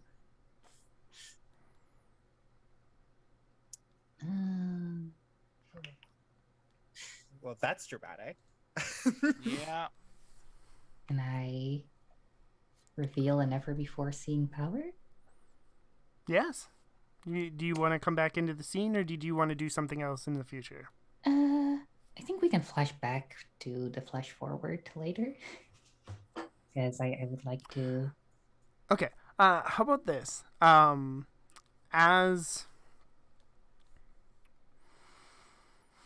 As this is happening, we dramatically cut to this flash forward with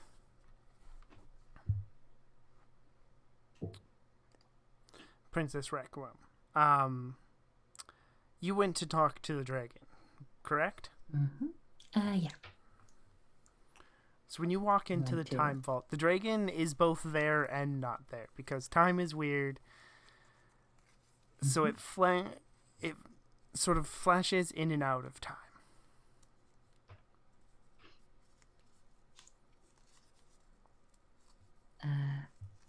Yeah, it's there, but also it shouldn't be, or intermittently there. Correct. Yeah, and this was at the base of a large. Was this at the base of a large tree, or am I just like? Yes, and the tree also is flickering in and out with when the dragon does.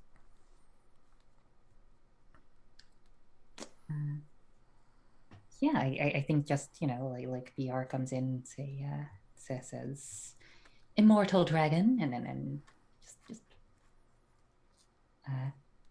and then like the PR disguise like flickers. I can't do this. Like Needhawk, Guardian, whatever your name. I need your help. What do you need our help with? There's you I want to say by now, but that's not a concept that applies, is it? Cybrex is threatening the timeline, and I think part of it might be starting you. I would very much like to be able to go back to my friends and save the day. Part of us is stored in him, in the key.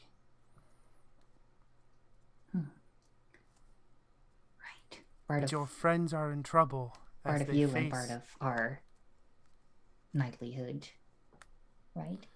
Correct. Your friends face the key now. But they cannot defeat it unless you remove the part of us from him. Right. So, are you saying that we cannot destroy him without also giving up our power? You cannot destroy him without restoring me. If he gets too much of me, he could become unstoppable. But right now, he is not completely unstoppable. You can still remove our power from him and restore us. You have the other pieces. How do I do that?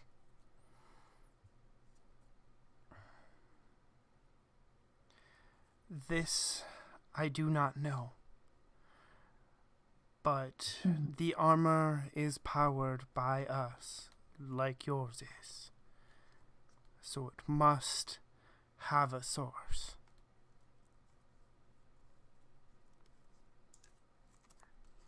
That makes a lot of sense, but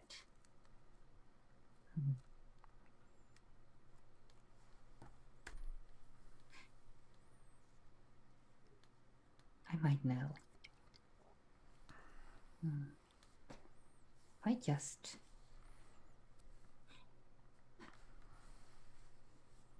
think I may need to mess with causality a little.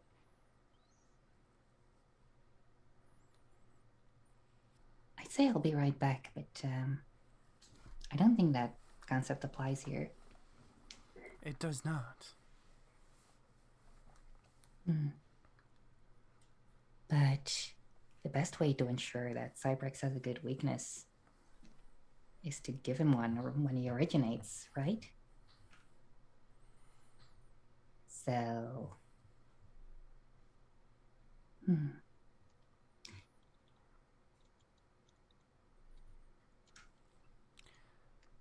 As long as I make sure to become his first vessel, I can exploit his weakness.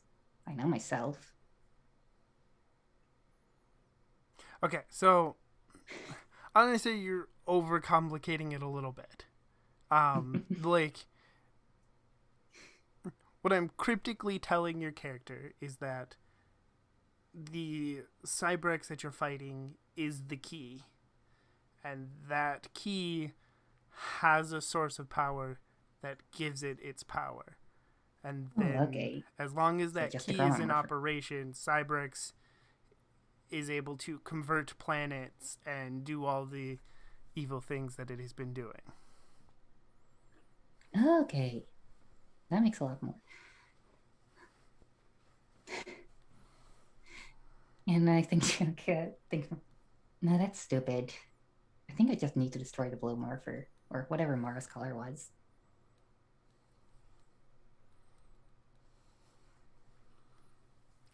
Correct.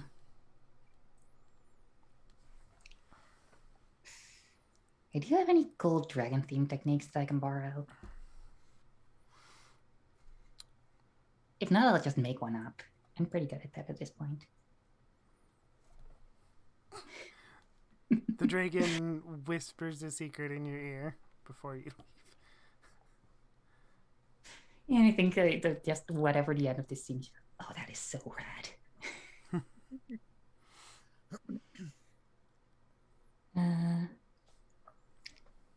So yeah, I think whenever we're back in the future, and this probably counts as another heavy move because it's revealing a weakness of Cybrex's, right?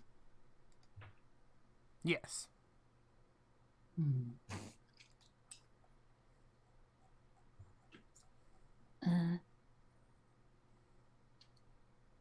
So yeah, I think whenever we're back in the future, you'll just hear a ringing, like as you know, Cybrex is holding you up to doing his command grab in the air, and there, sorry, and I think there's just a vague ringing from above at the start, and then I think just you'll see PR just coming through a time hole, wielding like this large rainbow-colored sphere, while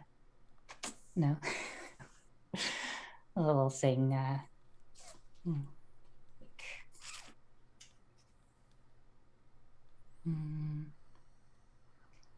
just gravity dragon strike. Yeah, just sort of careening downwards and just going right through Cyrex, and then just Nora will show up beside him with a little dagger made out of dragon's tooth, and just stab it into their mortar. Okay. The Mara depowers.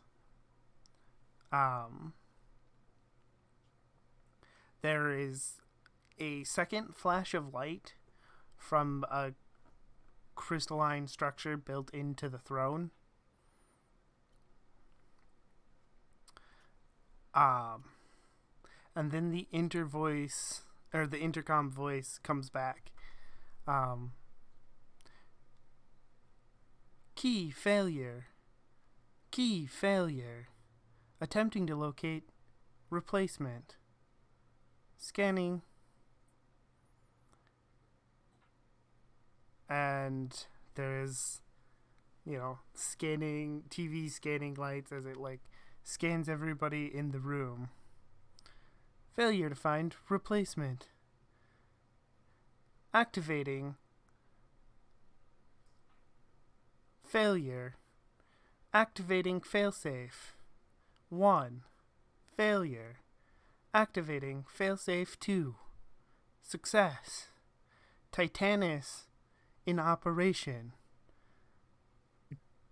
And all those gears that have been slowly moving around you begin to whir as the room shifts.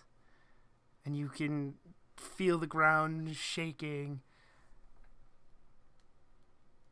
as Cybrax, the machine that is around you, forms itself into a giant mech. I think at this point I was checking on Riley because they did get frickin' Dragon Ball Z thrown across a large room. I got mollywopped pretty hard there. And I look down, and then I'm checking on them, and I look over to this accumulation of ever growing monster. I'm just like, why is it that every time we meet somebody new, it's always a big monster? Maybe it's the company we keep. I'm good, by the way. I'm okay. I cup Riley's face helmet. I'm not entirely sure what their helmet situation is. I think the visor's broken a little. You see the eye underneath. Yeah. So I cup their helmet on the broken side, and I look and I go, never any doubt, hon. If this thing's coming to life, we need to get out of here. We don't know what's going to happen inside. Well, I think our dance begins anew. We should form up some manner of... What do you two have to contribute to Throne called Steve Octodad? Didn't realize that we could combine with it. We have our own robot. Oh, yes, you can potentially combine them. Yes, that is an option. I love that. Yeah, I'm going to start running towards the exit of the building before the door disappears. Okay. On the way out, I would like to pull out my saber and stab it into that spot that I know. Okay. Assuming that everybody will follow soon to try to exit the building, does anybody grab Mara? Yeah. Well, Mm-hmm. I imagine I don't know who that they are, but sure.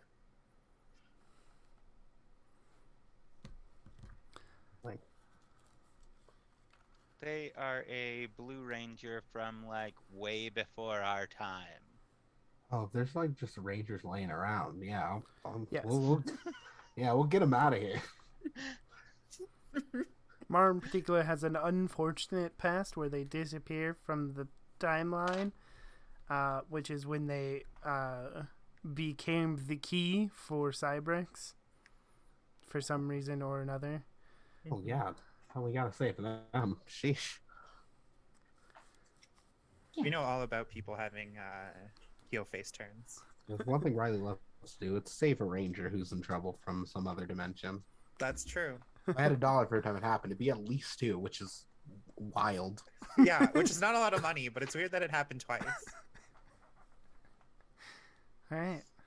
I'm feeling spicy, so I kind of want to so sort of push Mara into the hands of someone else and say something to the effect of, "I shall hold him off." Them. It's just them now. I'm sorry.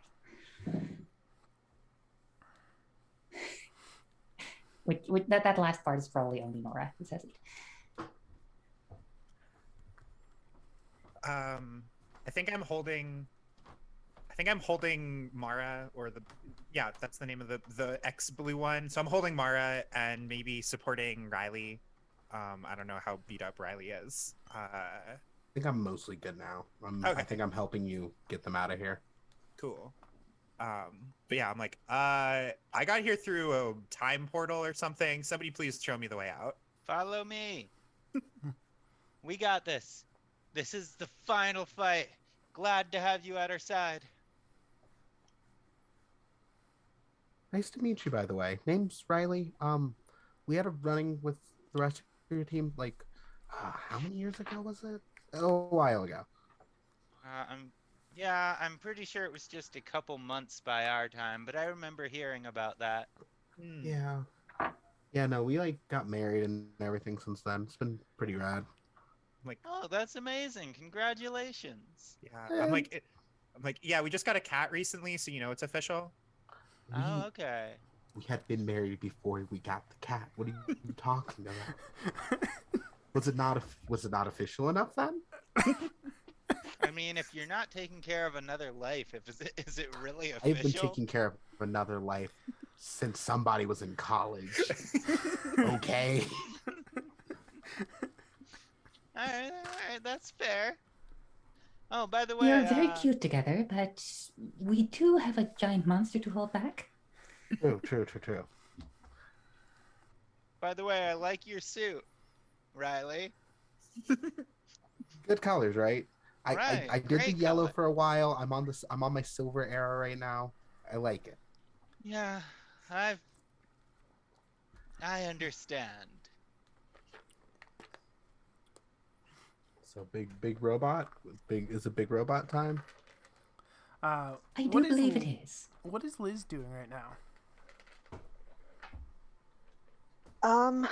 I think Liz would be standing with Princess Requiem / Nora. Yeah, and I think just while the mech is being summoned, Nora will sidle up to him. Are you sure you want to do this? I don't have anything left after this, but you have some things.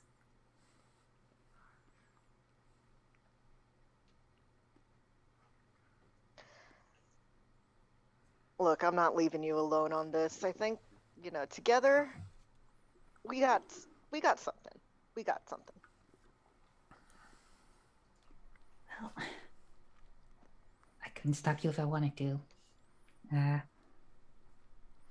gonna form up the big throne robot now, and I'll need to look cool while I do it. So, And I think in the meantime, just VR is going, I call upon thy strength, grant me thine wings from the heavens.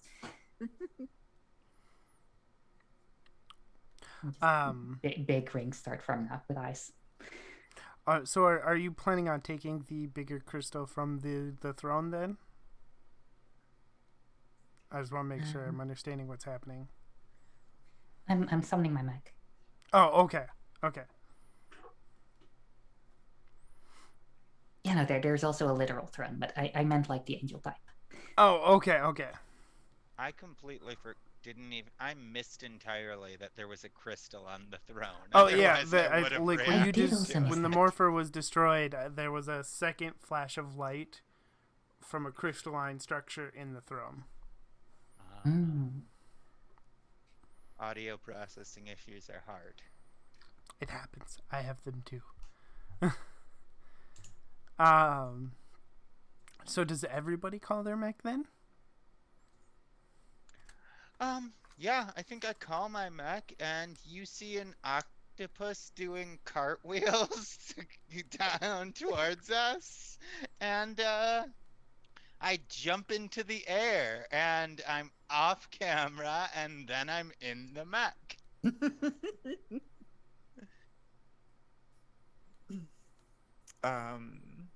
Yeah, I think Cassie's like Griffin comes like erupting out of some kind of portal, right? Because it's not in this timeline, I can tell you that much. It's not even probably in this dimension, question mark. But whatever she does to summon her mech on her other adventures that are like definitely in the comic books or something. There's some like glowing portal, glowing golden portal or something like that her Griffin comes out of.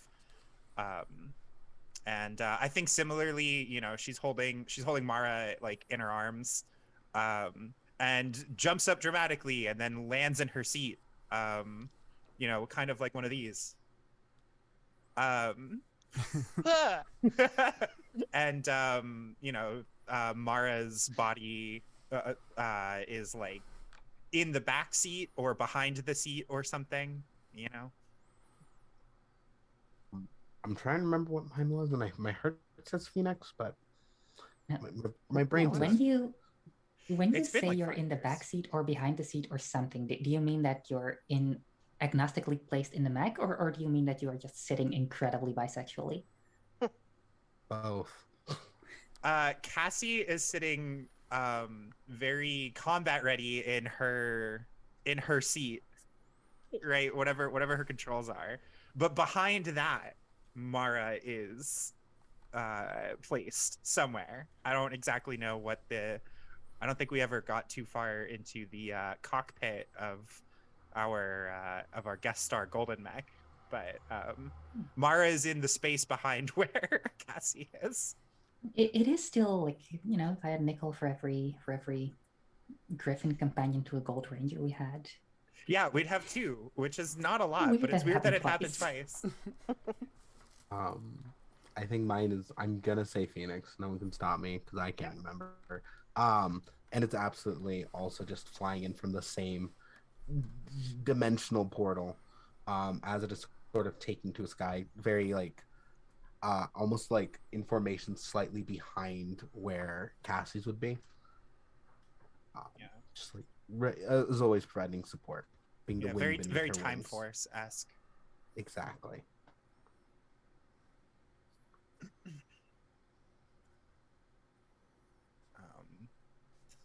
So I think over the comms, I'm like, so what is this about Stone Cold Steve Austin?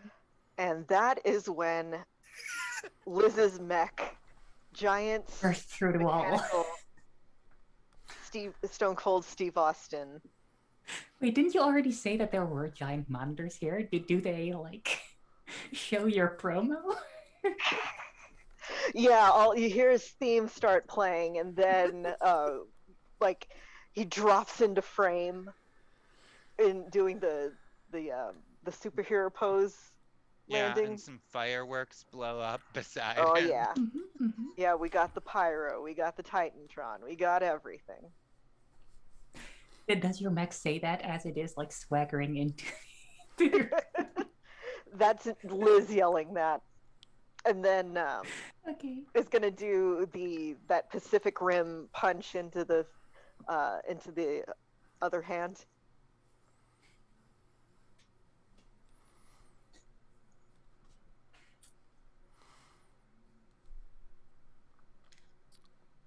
Isla, what does it look like when you summon your mech? I already did mine. Did you? Yeah, I said that the And cartwheeling. octopus rolls in like cartwheeling, like wagon wheel, and I jump up and jump into it. I'm If we're Okay. elaborating anyway, like PPR, like puts her hand on her on Griffin's mane, and they both sort of disappear and unfold into time and space as this giant set of rings just impossibly appears in this space and then blinks manifold. Okay, so then the next question is, do you combine immediately or do you try to fight Titanus while separated? I mean, I feel like we should have some escalation, right? We don't just skip straight to the Yeah.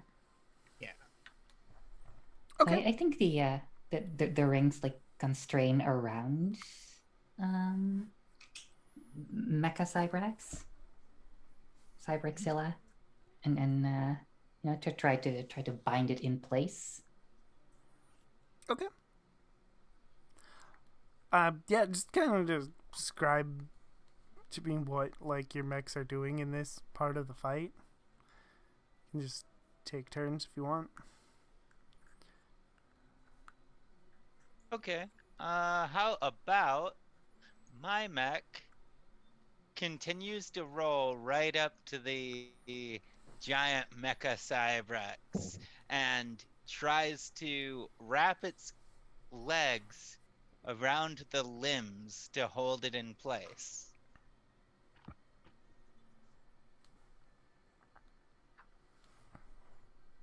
I think I just try to like tackle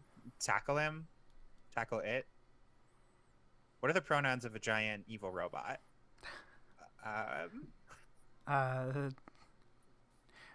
It or they. All right. So yeah, I charge it. And I think so like Isla has its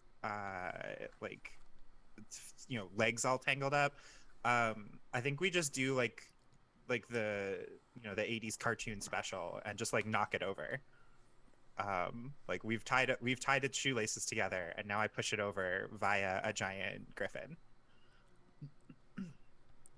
Okay. Yeah, that is what happens. Except for the fact when it falls over, it reconfigures itself so that it doesn't fall, and then is just standing again.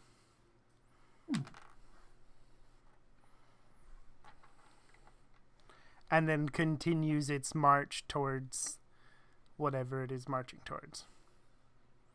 I think I am like sort of flying around, essentially trying to like lay suppressing fire and just like trying to like just distract it. I think like I'll like land talons down on its shoulder to try to like pull it back a little and just try to keep it like focused on trying to bat me out of the sky in particular instead of focusing on anyone else. Okay.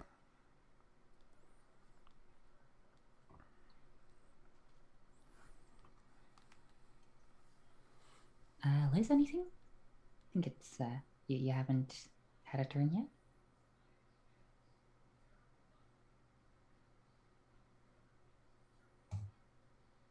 yet. Liz, what do you do? Okay, so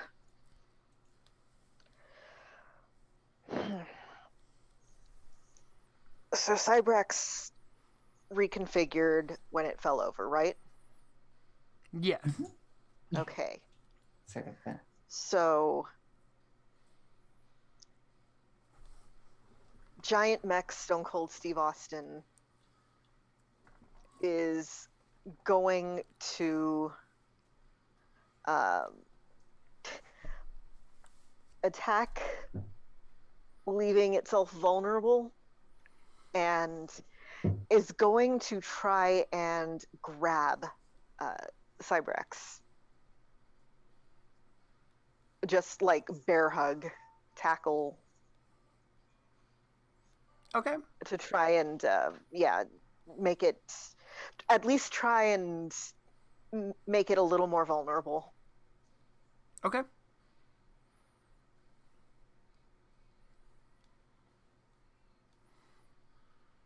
Does anybody else have a move they want to try?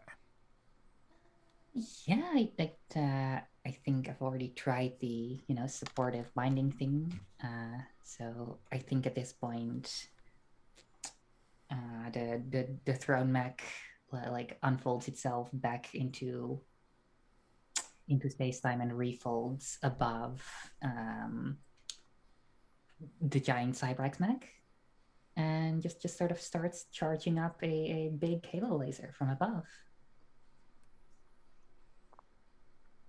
We love a giant anime angel space blazer. Where all of the eyes on the inside of the ring open up and just shoot eye beams at each other that then It's everything I continue wanted. downwards. As you charge that up, it starts with Finn. You hear Finn over the comms first. And it starts, y'all need some help? This new mech's reporting in. Dynamite Stegosaurus. I'm all ready. Just tell me where you need me. And then 4 of the other people you call them for help, which is, in this case, is Amara in her hawk. And Goldie, somehow in their dolphin, despite everything, is being a desert. And I'm now realizing that I may have already named a character Elmerald in this series, but your friend from space. There's Jade. another character called Jade. Jade, From that's space? what it was. Thank you. Yeah. The other green rock. Yeah. And Jade comes in on I have no idea what an alien mech would be. Does anybody have any ideas for Jade's mech? There's space bugs. Could be like some sort of Zerg thing. It's a Oh, it's ninja. gotta look like the alien from the Alien The franchise. xenomorphs. Xenomorph. My Yes. brain went to Yeah. Deoxys, so A Yeah, I just went greenomorph, straight if to you Alien will. Rangers. So they're just a ninja that can be taken out by dehydration.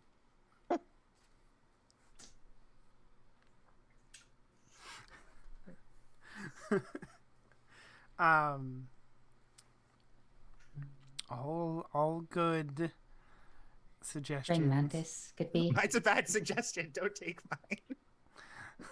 brain goes to Ramiel from Ava, which is just a fucking just a fucking Just an orb. diamond. just non-Euclidean shapes only. You look at it and you're like, "Whoa, that's 4D." Yeah. I feel like that Just would be. looking at it tends to distort time. I feel like that's cramping my mech style. It's... Sure. Now my mind went to like the old Microsoft loading screen. It's just a cube that moves like that. Oh, yeah. Oh my god, that's Oh, Yeah. so Jade's piloting perfect. Clippy. Yes. We're making it alien. We're making it alien. Okay, so The mecha is the like repeating maze screensaver. It's the GameCube symbol. Or it's like its final move is to like zigzag around your opponent in a GameCube-like pattern, and then the final boom Yeah. is when you just Yeah, if you hold a crush button, if you hold the right button, it makes a squeaky noise. it. yes. I was specifically thinking of the one, and I only remember a vague description of it, where it was just like the different colored like pipes that worked their way across the screen. Oh, that the one. old screensaver. Yeah. The old screensaver. Flying toasters just show up for no reason. Now they're here and they can help distract and do damage and stuff, and you can direct them any way you want. The flying toasters? Yes. Is it just a screensaver based? Yes. Yeah. Yes. Okay. So the four of them are here, and you can like direct them and move them around. But they basically help you slow down Titanus, giving you a few more options. Yeah, just trap it in kaleidoscope movements. So how many assist mechs just showed up? Was it 4? Yeah, it was 4. Okay.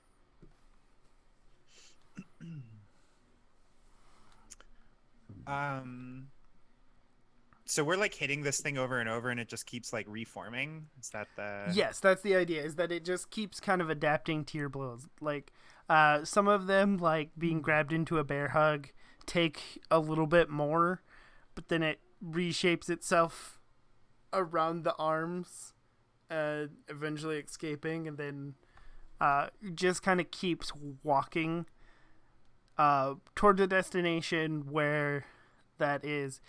There are portals that, when Cybrex launched its attack throughout the timeline, it sent the time mites through, and that is how Isla and Liz and Nora got here, and now Titanus is trying to get to them. Gotcha. May I Thanks for the redirect assist. Yeah, can I just redirect my mech a little and try to hit the lowercase t throne with my what I will now be calling the Eyes of Heaven? Okay, yeah. It is now a special move, so it consumes 2 bars. But that's yeah. I will. PPR will from the ether yell out "Eyes of Heaven" and then just destroy the thing that is hopefully partially powering. Cyb Max. Okay. So I have like a combo idea, but we do have to get there first. The reason why I asked how many like assist mechs showed up is because there's 4 and we have Stone Cold Steve Austin, right? We could use the assist mechs to create a ring, right? Each of them becomes like a post in the ring. Yeah. I think one of them is even cube themed, so it might be able to do most of the work. Yeah.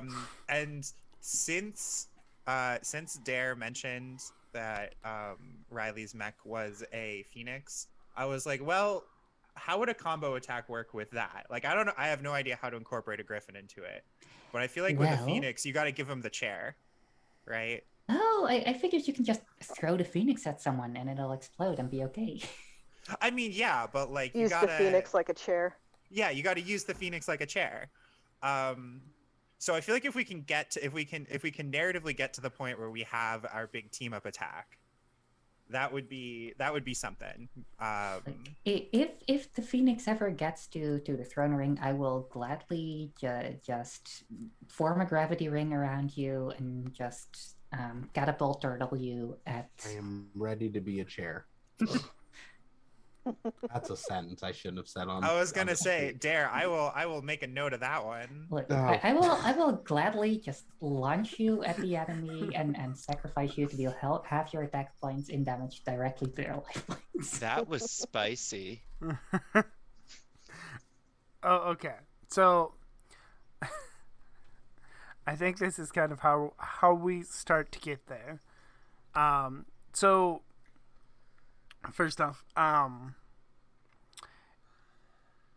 in its current configuration, you notice that one of its legs is wobbly. This is the weak point that you damaged earlier. It is a wobbly leg. They're like the mechanisms aren't working as well there, and so now that it's putting actual weight on it, it's a little wobbly. The second part of this is that when you shoot the throne, the camera follows the little crystal from the throne out, and we actually see Tex, not in a mech, but on a bike, snatch it out of the air, and then disappear. And then a few minutes later, reappear in the same spot, but this time stopped. And hijacks all your comms. Says, now's your chance. The dragon is back. Your power is stronger than before. Titanus is now weak. Good luck. I feel like Riley, do you want to take the lead on this? Because you are the chairman. Hmm? Do you want to take the lead on this? Because you are the chairman. We've confirmed this. Okay. Yeah. I think Riley just like. Okay. All right. Don't hurt me. I guess I'll be fine. And I think due to the power of wrestling inherent in this universe, the Phoenix does just sort of like. I think all that's left are just like the talons, as the rest of it sort of like smooth out and just essentially forms out of a folding chair. So like the wings, so like it's flying along, and then kind of the wings and the head kind of fold in. Exactly. Yeah. Nice. So we have like a dragon kind of swirling around us, or is it just like we're all souped up on dragon energy? Basically, so the dragon protects the source. So if the dragon is back, the source tree that is the power of all Millennium Knights is also back. Gotcha. So you are, you're juiced up on the source that is now at full power again. Okay, so I'm gonna be like, whoa, my energy ratings are off the charts. They've never been this high before. I think traditionally this is called the morphing grid in our universe. It might be the rock and wrestling connection. I'm not sure. Oh my god, I love it.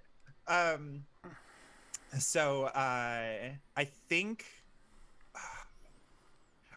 at least for my part, my mech like breaks apart into like support armor for Stone Cold Steve Austin. So he's like Griffin mode Stone Cold Steve Austin. Yeah. After that attaches to Stone Cold Steve Austin, my Octodad will roll over and adhere itself to Stone Cold's back, giving it, 8 extra arms. And I'll form the head. So I shall crown Stone Cold Steve Austin with his majestic halo. Yeah, so he's like mega final over max, final forms, super limit break Stone Cold Steve Austin. I think this is absolute zero Steve Austin. There we go. Oh, I love that. Austin. Wait, what was that? I said I think this is absolute zero Steve Austin. Okay. So absolute zero Stone Cold Steve Austin reaches, now armored and everything, reaches out and catches the Phoenix chair and just swing like a baseball player swinging a bat back, and just slams the chair full force into the back leg, the leg and the back, just like trying to crumple them There is an explosion of sparks and all the things as Titanus crumbles under the mighty blow of this chair. Do we get like a nice like hawk sound? Because Oh. everybody knows that hawks make the best bird noises. Oh yes, it's Yes. seeing as there is a hawk mech present, Amara's hawk launches up from the makeshift ring they have created, and get a nice hawk screech as she flies by. And obviously, like the chair as it arcs towards Cybrex leaves behind a rainbow. Because we are powered by rainbow dragon energy.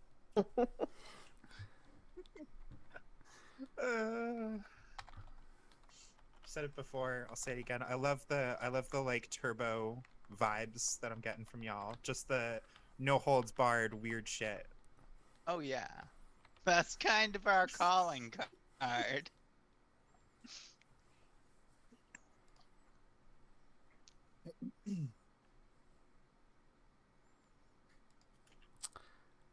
You've won. You've beaten Cybrex and Titanus. Well, we haven't won yet. We've given him the chair, but we haven't pinned him. Do you want to pin him? Is that what you want the final thing to be? Do you want to pin him? I think we gotta get a stunner in there first, right? Yep. Yes. So I- yeah, with Titanus off balance, going to grab the head and neck and do the stunner.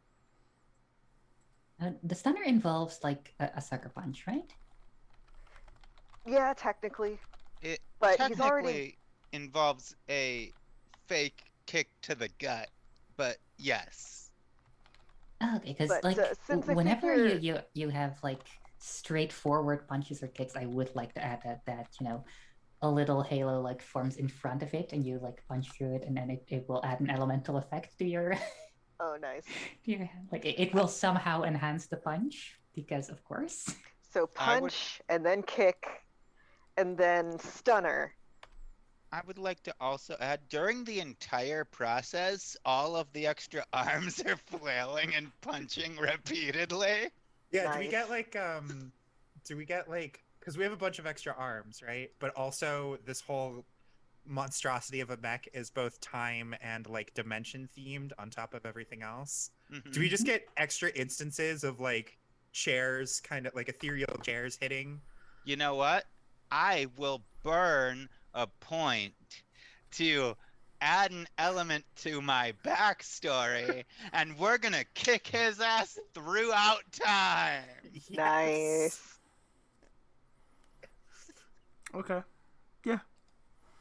Teddy's just like, I don't understand why I allowed these people all together.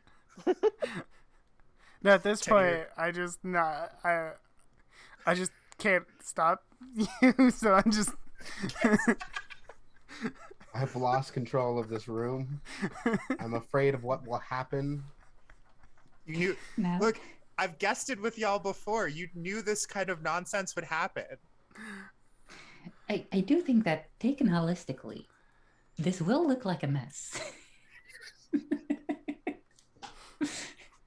we are like, doing that thing where you create your character and you just slide every slider to max and pick every garage option. Yeah, we are level 99. No one can stop us. Yeah, we're breaking every limit. Time, Is it space, a Monster asses will be Factory kicked. mech at this point? Ultra Mecha Limit Break Stone Cold Steve Austin. Above heaven. Oh no, we're adding more more adjectives to what should have been the ultimate absolute zero, but we now have more expansions to sell. So Oh yeah, this episode's gonna have like 50 now toys it's just Rainbow based on our Chariot, mechs. Absolute Zero, Steve Austin, Triple Deluxe. Yeah, business maximum synergy limit break over formal. Stone Cold Steve Austin. Okay. What does it The look Steve like Austin when that you pierces the heavens. what does it look like when you officially finish Titanis? So I'm picturing in slow motion the stunner, and there's an explosion of the nanobots in a way that looks like fireworks going off, and then we're going to see it from three more different angles, Mm-hmm. and then it As- discorporates maybe. I want to say, can I add something? Oh yes, please. As all of the nanobots are flying off of it, that's what the octopus arms are punching to Yes. destroy. Nice. Can we keep this combo going? Can Yes. Can we say that the Cybrex ghost comes out of it and is devoured by a celestial dragon? Ooh. Sure. This is so much I- overkill. Like Teddy, I'm Teddy is just like, yeah, fine, whatever.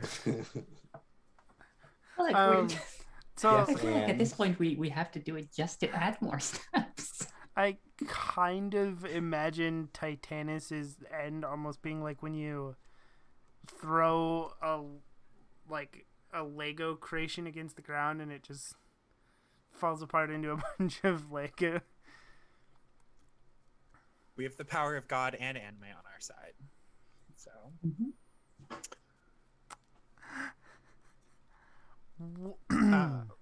okay, so have we finally like dunked on this robot enough? Can we call it there? I'm at peace with this. I think we're good. Yeah. Because otherwise, I think we'll just keep riffing on this for the next like 2 hours. I mean, it sounds fun, but Yeah, just a giant like text scrolls over the screen that says like astral finish and yeah. Okay. we'll strike our poses. what does our final like scene look like? Like how do we end this whole series with like a good feel good moment?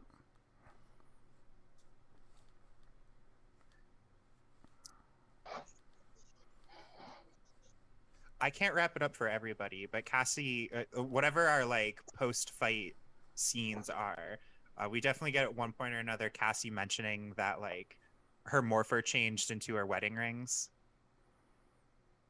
Can I Aww. suggest one thing to just get us directly out of this out of the final boss fight, which is we zoom out, it's on a screen, we're all in the movie theater, and one of us goes like well, that was a little understated, but it got the message across. understated. Well, like, And we have been immortalized in terrible documentary. is there like a do we get residuals for this like in the past? Because like this movie doesn't exist where we're from yet, and like Yeah, or maybe ever. I don't know how dimensions work. Or is, Movies are you that guys aren't are you supposed guys to- just an hour future? so, so technically, Pear is from everybody's future. Mm. Their base of operations is in your past. That's right. That's yes, right. they're in the 90s. Mhm. Oh my Yeah. god, y'all! This is how Cassie's parents paid for her like 7 years of Oh my undergrad. gosh. Yeah, so I think like PR like pipes up. Well, I have studied Chrono cinematics a little bit, and I believe that movies from offshoot timelines sometimes worm their way into one's own timeline in the form of foreign bootlegs. Yeah, good enough. All right, I'll live with that. I So think. Go ahead. I was gonna say, so remember how Liz, while trying to call up people that they wouldn't expect to help called her neighbor. Oh, Mhm. yes. So Liz is gonna walk in with like a big casserole dish and say, so my neighbor didn't have any super secret fighting skills, but That is my fault. she I did forgot you make us called your dinner. neighbor. She did make us dinner. So I figure that's helping, right? I guess I have some like paper plates and stuff on it. Okay. Yeah, that works. Start handing it out to everyone. Cassie takes hot sauce out of her backpack.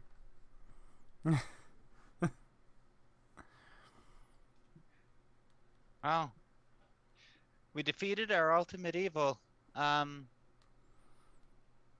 wonder what's next. Oh, thanks for that cue. So the camera pans over to that new mural of the Millennium Knights that was painted in the mall. And it slowly zooms in until screen blurs. And we get a picture of Zardath officially rising up in some unknown city to cause some kind of chaos. And in 2023 sometime, only the Millennium Knights Monster Force can stop him. Ooh, Monster Force. Nice. It came down to Dynamite and Monster Force, and it was a one vote difference. Nice. Those are good names. Nice. Well, that was fun, everyone. Thank you Yeah. to our wonderful guests for stopping by and There we go. I got it. we will sign out because I believe one of us has something else going on afterwards. I do, yeah. So yeah, I'll start with you. Let's sign up. Tell us what you got going on. Okay. So hi, I'm Artemis. If you've been hanging around the channel for a while, you've seen me play Cassie before she was all cool and Stone Cold Steve Austin. I am streaming for 24 hours, starting in a little bit less than an hour, as a charity stream to benefit the Trans Empowerment Project. So I'm going to be slowly losing my mind because I've been up since I've already been up for like 4 hours. So by the end of this, I'll have been up for like nearly 30 hours. So it's gonna be a great time. Streaming over on my channel at Artemis Harp, like the instrument. Gonna be playing lots of games. We're trying to raise a mere $500, which seems impossible to me, but there are big charity folks who make that in like 30 seconds. But I'm not a big charity folk, so we'll see how it goes. But I've got some stuff planned. One of the progress goals is playing games with Lovely Wife, who people only tend to see when she comes in to roast me, so they'll get to see how much better at video games she is than me. And they'll be like, why isn't she the one who streams? You can check me there. I guess a more selfish plug, you can find me on Twitch Tuesdays and Wednesdays, and some Mondays and some weekends.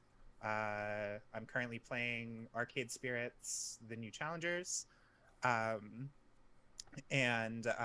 the Dragon Age trilogy. Just playing the whole thing. No take backsies, no walkthroughs. All of my mistakes are immortalized in future events. So, that's pretty much it for me. Check me out on Twitter. Check me out on Twitch. And definitely check me out in like an hour. Support Trans Empowerment Project. Help out trans folks, disadvantaged trans folks. Awesome. And Dare. Hi, I'm Dare to Dream RPG, the internet's resident troublemaker. You can find me on all parts of the internet at Dare to Dream RPG, DARE, the number 2 DREAM RPG. I am a writer, editor, game designer, content creator, yada yada yada yada yada.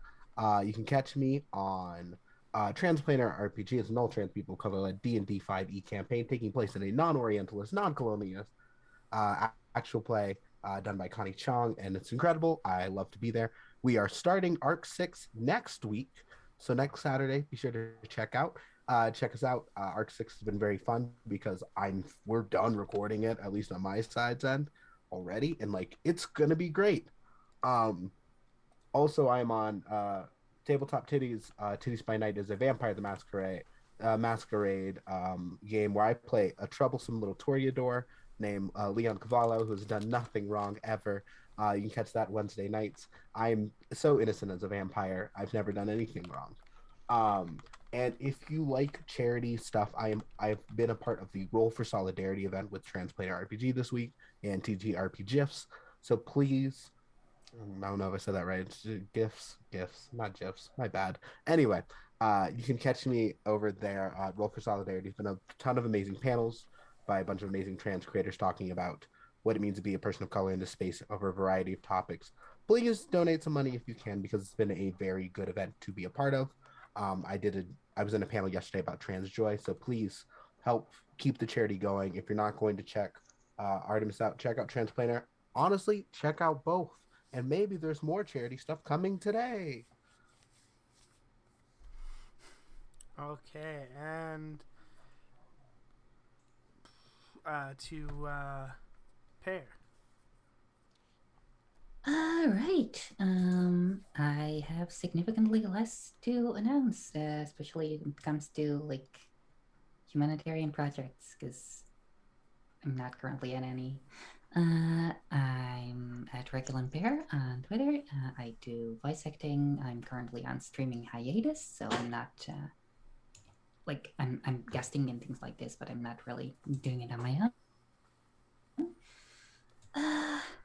Yeah, I do have a couple of projects in the works. I'm set to record for like an audio play podcast, and I'm helping with some background stuff in a larger effort coming up. I'm not really sure if I can go into too much detail about either of those, so I won't. Just you'll see it come out eventually. For now, just go support these actual, these actual charity efforts aforementioned. Awesome. And Sin.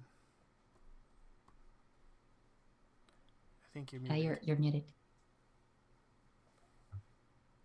Hey everybody, I'm Crimson Galaxy. That's Krimsin, because I'm not me without a little bit of sin. My pronouns are they, them, she, and they, and I actually have a lot of projects to talk about that are either just starting up or about halfway through. Okay, so on Saturdays, I have joined a Curse of Strahd campaign over on the Fantasy Grounds Twitch, where I am playing a Tabaxi Psy warrior in which just really fucking hates Strahd and wants to kill them incredibly bad because all of the suffering that Strahd is causing to the people of that country is despicable. Starting next week, I'm actually going to be in a Curse of the Netherdeep 5e campaign, and I'm going to be playing Button Balance, who is a goblin wizard who is trying to fight for the rights of every race to be considered equal. On Monday, I am actually starting up on over at Party Wipe Games. I'm going to be playing Avatar Legends. And that actually seems like it's going to be really, really cool. I'm going to be playing an Awakened Airbender, and I'm really excited to see how that one goes. Wednesdays, I'm going to be picking back up with our game Isekai University on twitch.tv/Valdrianth.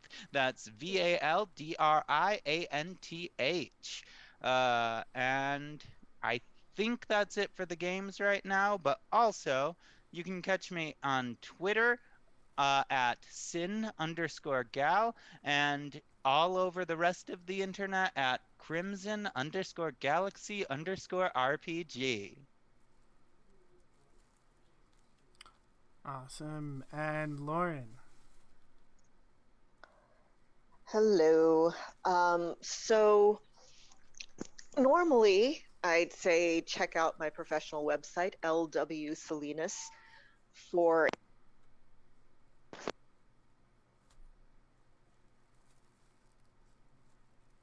Your mic cut.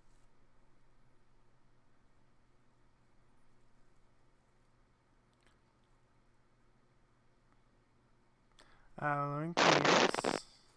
Okay, I'm just gonna take out since it's the end of the night anyway. Can you hear me? Yes. You're back. Okay, so normally, yeah, my website, LW Salinas, has all of the places I'm at professionally, audiobooks, voice acting, etc. But the website's currently down and I need to switch to a different thingy. I would also say normally I'm on, I podcast with Legends of S.H.I.E.L.D., a Marvel Cinematic Universe podcast. But I am in the process of a big life change right now. So that's not going to happen for me again until June. However, check them out. They're currently talking X-Men, the animated series. So you can find me on Twitter at Sithwitch, SITHWITCH, where I talk about wrestling and animals a lot. I also have a fundraiser going for a friend of mine who needs temporary housing. So if you're able to, please check that out. I will be retweeting it pretty much daily for a while. So yeah, I will actually be retweeting it after we hang up from this. But if you can donate, that would be very appreciated. If you can signal boost, that is also appreciated. Just yeah, help a disabled queer Jewish friend of mine have temporary housing. All right. And I am Nerdy Teddy. You can find me on Twitter at Nerdy Teddy or in the Nerds with Dice Discord. You can also find me every other Monday night on the Bardic Knox channel playing Yu-Gi-Oh! You can find me here this Tuesday. We get to preview Backroads, which is a expansion to Backwater. We get to that'll be at 8 p.m. EST, and Backroads is on Kickstarter right now. You can check it out through the link in the chat. It's a fun southern post-apocalyptic southern gothic world, and Tuesday we will be diving into the ruins of St. Louis, so come check that out. And I got permission to say something about this. So June 9th, keep an eye out for a casting call from Girls Run These Worlds. I will be running Deviants, the Renegades, over on that channel in a little campaign that's going to be called Dark Rights and Other Forms of Exploitation. So keep an eye out for that. And that is all we are going to raid. Raven? Yes, they are playing Dungeons and Dragons over there. So go say hi to them, and we will see you next time. Bye, everyone.